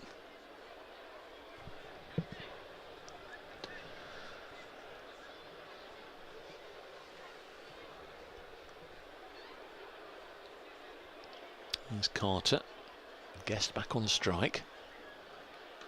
And he's whipped it away on the leg side, just rolled the wrists, manipulated it out as far as Duckett, but he can only get a single.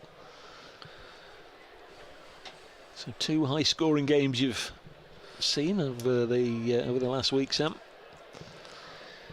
Yeah, I've seen a lot of runs scored. A hefty Notts defeat and what looks like a fairly hefty Notts victory. That one was just floated up outside the off stump and not called as a wide by umpire Saggers. Another aeroplane goes over the ground. It'll just bank and turn into East Midlands Airport. Scrimshaw was about halfway down there as he played that one.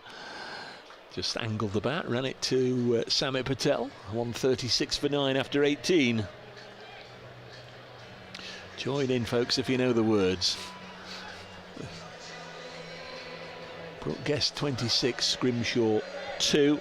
In this particular innings, Notts picked up a couple of wickets very early on. The dangerous Shan Masood bowled by Zach Chappell for 18.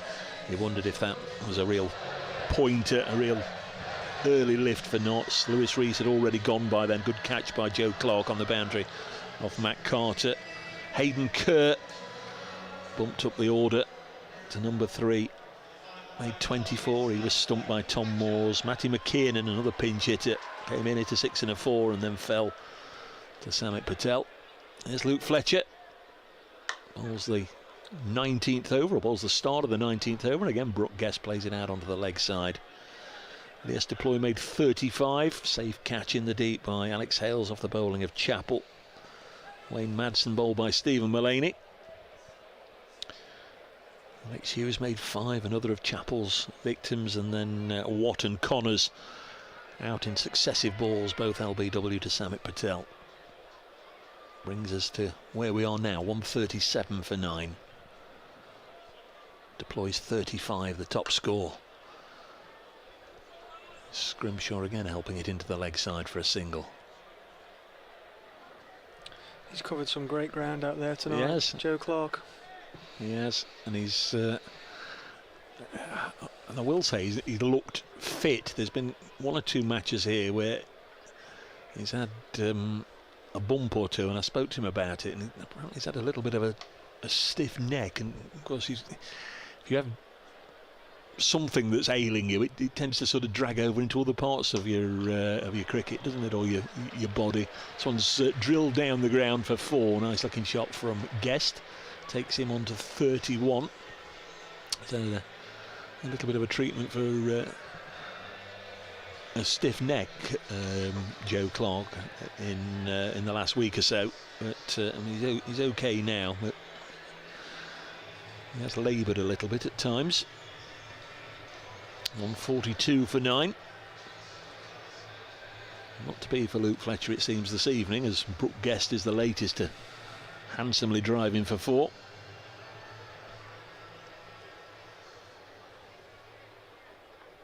Fletcher once more. Guest on 31. Next delivery pulled away but straight to Clark. That's 143 for 9. No, it won't mean too much in the long run, but Derbyshire close to bringing the margin of defeat, if that's, well, we know that's what it's going to be, to double digits. They're 104 behind at the moment. Can Notts bowl them out? Can Derbyshire get it to less than 100? Fletcher was ready. Dan Christian just said, hold on a sec, hold on. Now he's ready. In comes Fletcher, runs away from us, bowls, drilled up towards Christian. Again, they take a single. 144 for 9, the Falcons. Duckworth Lewis says at this stage they should be 235. Bizarre, absolutely bizarre, bonkers. Just a little bit off that. Come on, Fletch. 1 ball left in the 19th over. Encouraged by Sam Kelsall. Luke Fletcher, big burly Fletcher, runs, bowls. Driven into the offside. There's no run. End of the over. So not to be for Luke Fletcher tonight. 4 overs, none for 38. Perhaps not quite at his best this evening, but collectively, I'm sure Kevin Shine, the bowling coach, will be relatively pleased with the bowlers. They've bounced back a little bit this evening after some maulings in recent games. 144 for 9. You don't get this very often, but we're going to get Matt Carter to bowl the 20th over. 103 runs is the margin at the moment.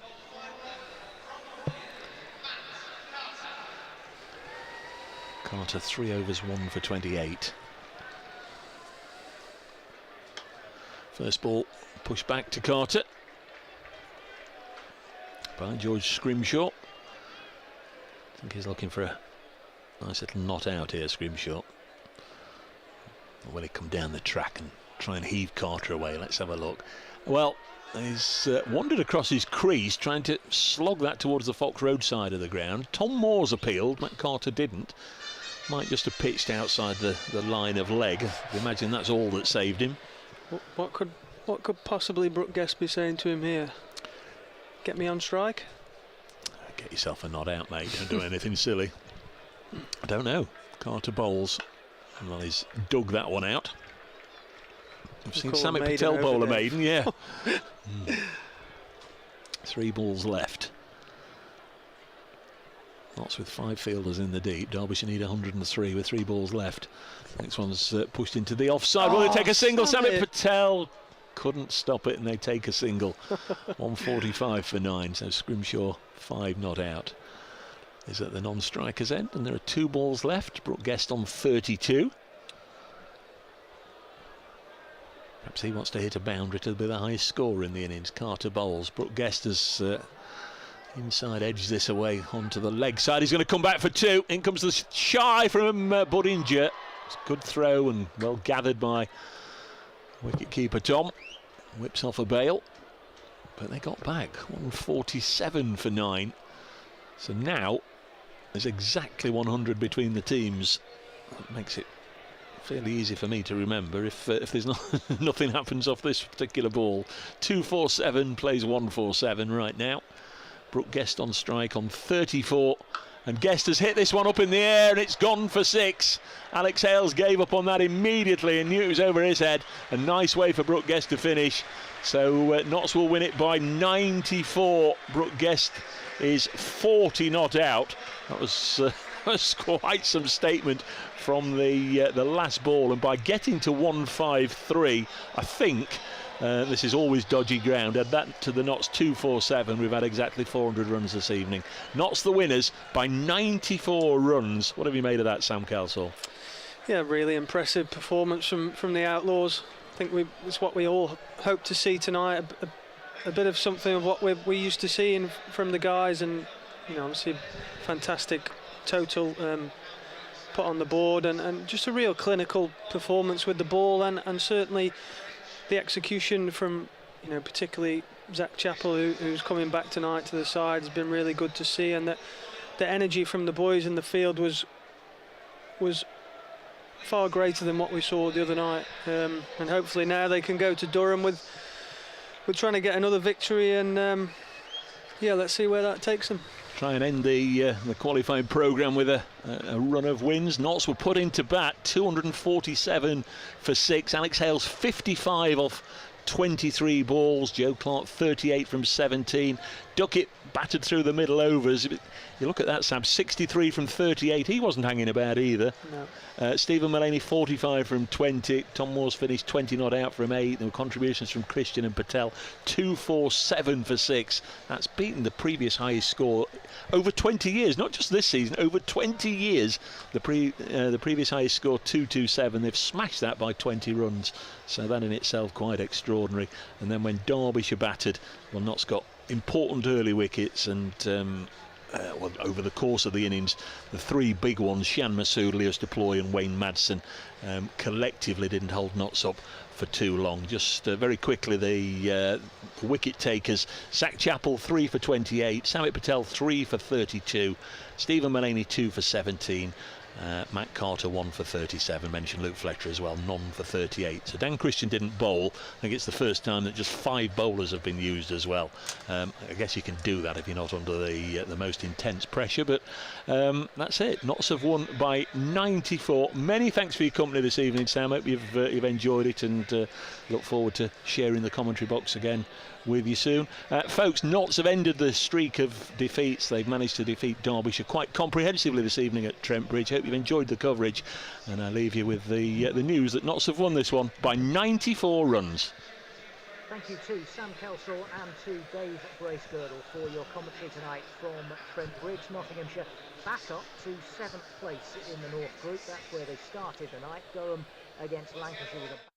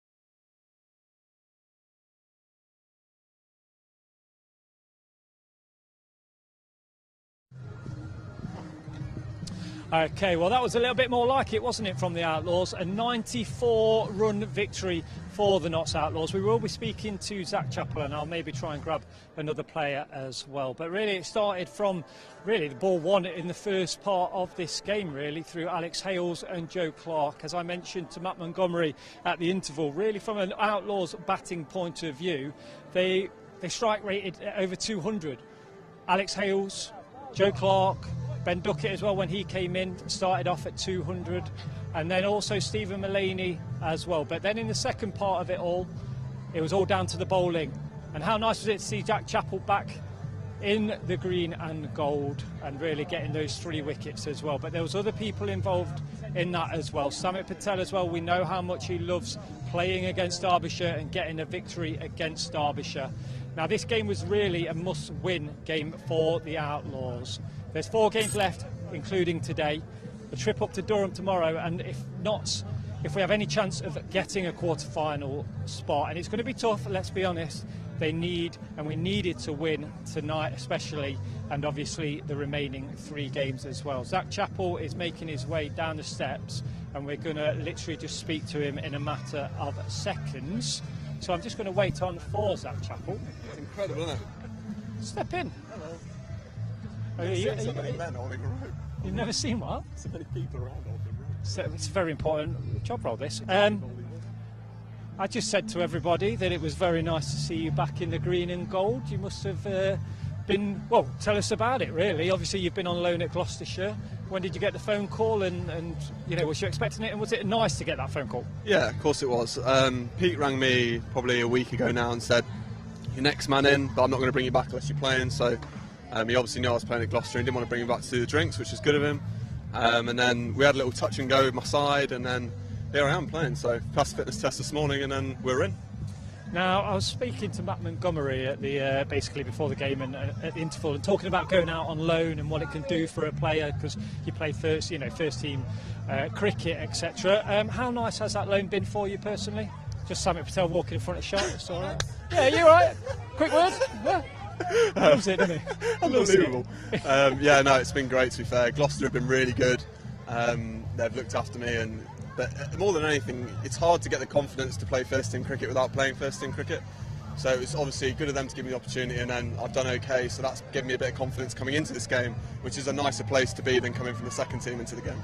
Confidence, it's such a massive word, isn't it, in any walk of life as well. How was your confidence after bowling Shan Masood? It's good, actually. Yeah. Fun fact, I went to the same school as Shan. Really? Yeah, he went to Stanford Boys School as well. Shout out to your school then. Yeah, shout out to Stanford. Dean Edley, if you're watching. Probably not. Yeah, probably unlikely. But no, yeah, he's a lovely fella, I think, Shan. So yeah, it was nice to get him. He's a good player. He's doing well this year. So we always talk, and bowlers talk about how difficult it is to actually bowl here at Trent Bridge. After playing for Gloucester, coming back as a bowler, is it tough to bowl here at Trent Bridge? Did you find that today? Because it's small boundaries, isn't it? It is, yeah. It's really. I don't want to. Yeah, I mean, some days you can bowl the same 24 balls and go for 40 or 25. I'm under no illusions that next time I come I might go for 45. So I think as long as your process is right and you bowl the ball that you want to bowl, and you've got the field to match it, then that's all you can kind of do, really. Because we see that, don't we, in T20 overs? You'll take a wicket one ball, then the next two you'll go for 6, then you'll get a dot ball. Is that where you've just got to kind of keep to your plans, keep to your structure? Yeah, I think as long as you're not clouded in your thinking and your process is right, then normally the outcome looks after itself. It doesn't always in T20, but if you can get more kind of matching intention as you can, you tend to be looked after by the game, hopefully. Now, we've spoken about this year's campaign now. It's been a bit of, it's been a difficult campaign. It's been very kind of up and down, and obviously 3 games remaining now. Trip to Durham tomorrow. What can a win like tonight do against local rivals for that visit up to Durham? Look, I think out of 240 scenarios, 8 of them mean that we go through. So we've got a lot of work on our hands, and we need some results. But I think confidence like that, we've won by 100 runs there. 94 to be. 94 runs. I mean, that's a proper thrashing. So hopefully the boys are confident going into tomorrow, and we kind of win the next kind of 3, even if that means we bring some confidence into next year as well. And just finally from yourself, what's next for you? How nice is it to be back here? What's your kind of aim for the remainder of the T20, and then obviously back into the Red Bull? Look, I'm pleased to be given an opportunity, and it was nice to do well. I just want to help the team win, and I'd like to do well along the way, and that's all you can kind of ask for. Exactly. Right. Well, I'm going to let you go because you've got some signatures to do. I'm hoping to speak to Alex Hales, but if you just want to give Jono that microphone, and then what we'll do is, while we wait for Alex to come down, if we just take a look at his actual stats. I know I'm putting Kirsten under a bit of pressure here, but it's obviously very proof that Alex Hales likes batting against Derby, because he's absolutely done 2 innings. In the reverse fixture, he got 91, and that was a strike rate of, if I just go back to my notes, 275, his strike rate there. Today, 55 runs, strike rate of 239. So he obviously enjoys playing against Derbyshire, and to be honest, he's probably absolutely going to stitch me up here whilst we wait for Alex Hales. But I'm just going to see and get Fletch. Just Fletch. See if we can speak to Luke Fletcher very quickly. Just very quickly, Fletch. Just very quickly, mate. It's always nice playing the local rivals, isn't it? And beating them by 94 runs. Must be very happy with that. Yeah, it's good. It's always great games against Derbyshire. They're a good side, but it's good to get a win finally. Now, from somebody that's very experienced, played many campaigns for the Outlaws, it's obviously been a bit of a difficult one this year, kind of up and down with some tough results. How important was it to just get back on the win trail, and then obviously 3 games, and we'll see where we go with that? Well, we're still in it. Somehow. We've not been very good, like you said, all tournament. You probably put it a bit better than me, less harsher, but let's face it, we've not been very good. But now we're still in it. So yeah, it was an important game tonight. And obviously we get good support, so we want to put a good show on as well, and that's more the important thing. All the kids are here, and they want to see some good 6s, 4s, lots of wickets, and it was a good night for everyone. You just mentioning the crowd, obviously at home it's been difficult. Some of those, as you say, poor performances have come at home. So how nice was it just to get a victory at home? Brilliant. I mean, Trent Bridge has been a fortress for us in the past, and we've not been up to it this campaign so far. So to get back on track and actually post our highest score ever in the Blast. So record, never got over 230. Score, so it's great. I mean, it's good to see some of our batters whacking it to all parts. I thought Hales and Clark got us off to a great start, and then it seemed to snowball and keep going from there. Well, I'm hoping to speak to Alex. Yeah, you don't want to speak to me. I didn't do that well. I know that. I don't know where Alex is. He'll be down. You're second best. He'll be But down. finally, from you, as a bowler, when the batters do their job and put a score on the board like that, I asked Matt Are you a Montgomery. bit nervous because you know they're going to come at you? But does it feel a little bit like, do you know what, I can bowl my plans a bit because I've got a little bit of leeway? Obviously, you never know. Not really, T20. no. I mean, as a bowler, you know that they're going to be coming at you. I mean, people come at you all the time now from ball anyway, but you know it's literally coming. So you've got to be quite proactive in your thinking and where you place your two fielders in the power play. And sometimes you need a bit of luck, you know. Tough place to bowl, Trent Bridge, so we'll take that tonight, winning by 94 runs. Yeah. Well, up to Durham tomorrow. Yes, tonight. Are you going tonight, are you? Tonight, yeah. So if you can let me go, I need a shower, and I've got bus comes at 10 o'clock. So You look like you need a shower. Can I go? I can see Alex in the thingy. Can you go Yeah, and all right. shout him? Well, can somebody shout him? Thanks. Just pass it back to Jono, mate. That is. I've literally just seen Alex Hales, so I'm going to literally just go to Jono. If you want to pan round and just get some shots of the people signing, we're literally going to wait for Alex Hales. And we will come back. He is just literally putting something down on the floor, and then he should be with us momentarily. But something that we do here at Trent Bridge, if you're new to the stream, if you're new to Trent Bridge Live, is the fans are allowed on the pitch at the end, and you'll see all the players, not just from today, but players that are in the squad. Obviously, you can see Lyndon James, Matt Montgomery, who I spoke to earlier, Calvin Harrison's come out, and they have these signature cards that they sign, and they can have photos and everything like that.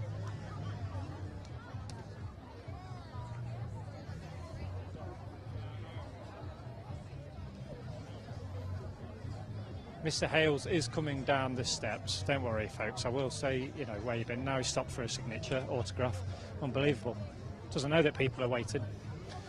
But just to recap on tonight's result, it is a 94-run victory for your Outlaws against the local rivals, Derbyshire.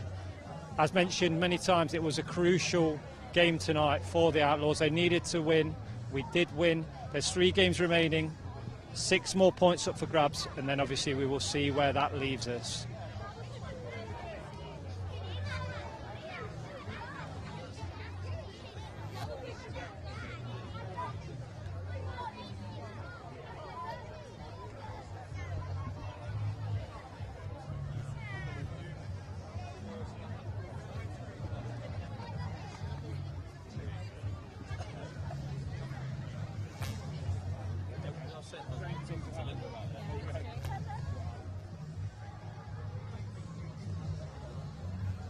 Cheers, mate. How are you? Come on, Alex. Come on, we've been waiting for you. Come round here, mate. Come round here. I've been waiting for you.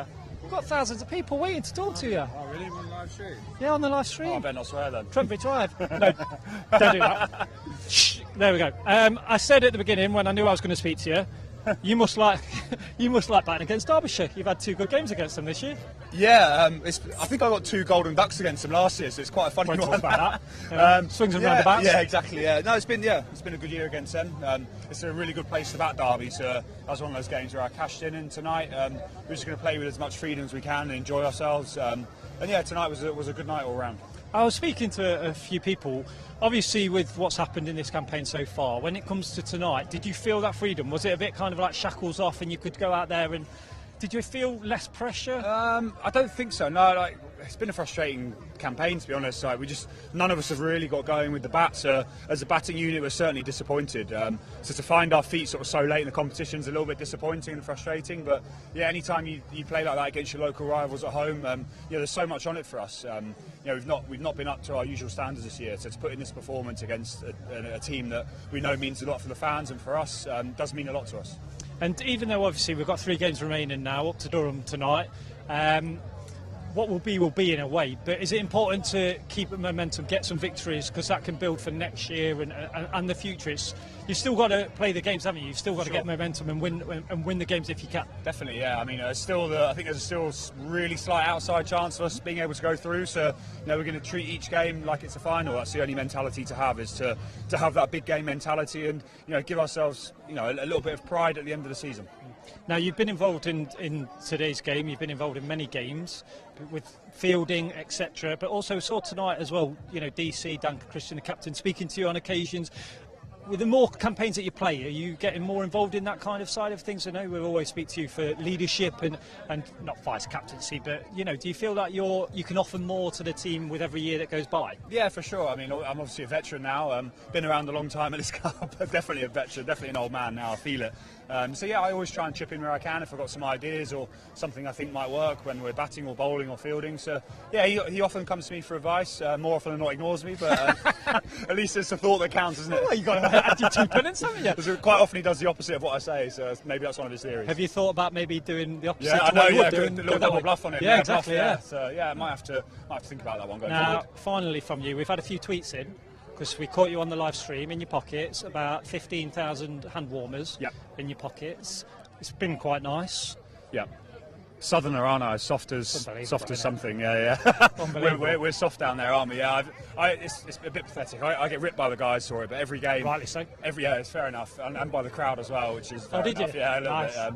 But yeah, I've got circulation problems. My hands are always cold, and the way people hit the ball these days, I'd rather have roasting hot hands than slightly cold hands. Makes a difference, though, doesn't it? 100%. Really? That's my theory. Even if we're in Perth and it's 40 degrees in the Big Bash, I'll still have a little selection of hand warmers. You must get it's almost absolutely become. ripped out, I do, especially by the Aussies as well. Any excuse for them to rip us. Yeah, but it's almost become a superstition, really, in a way. I just like the feeling of if I'm out in the field, being able to warm my hands up in case someone lashes at me. So. Yeah, exactly. It's fair enough. It's deserved.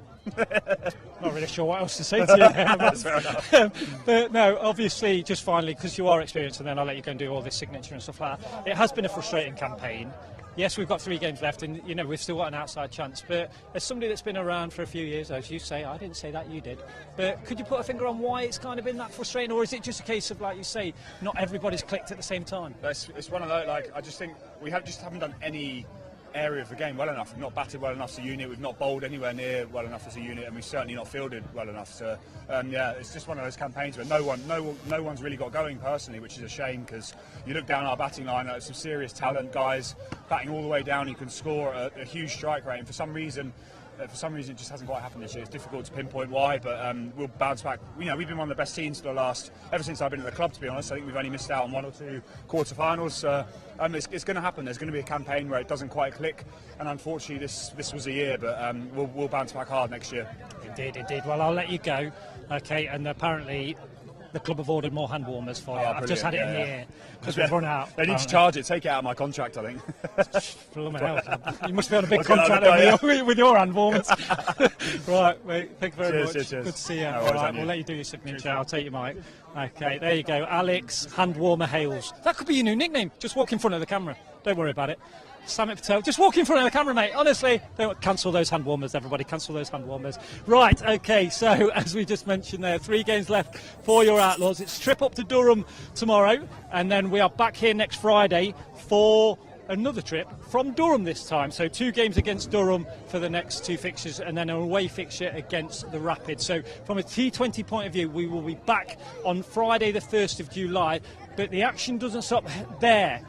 Sunday, the red ball returns. I've got Stephen Mullaney just to my right. The captain, club captain Stephen Mullaney, and his troops will be getting ready for the visit of Middlesex on Sunday. That's a massive game in regards to Division 2 in the county championship. Notts currently on top, Middlesex number 2, and it's a big game in the sense of points. So if you can join us for there, I'll get my teeth back in.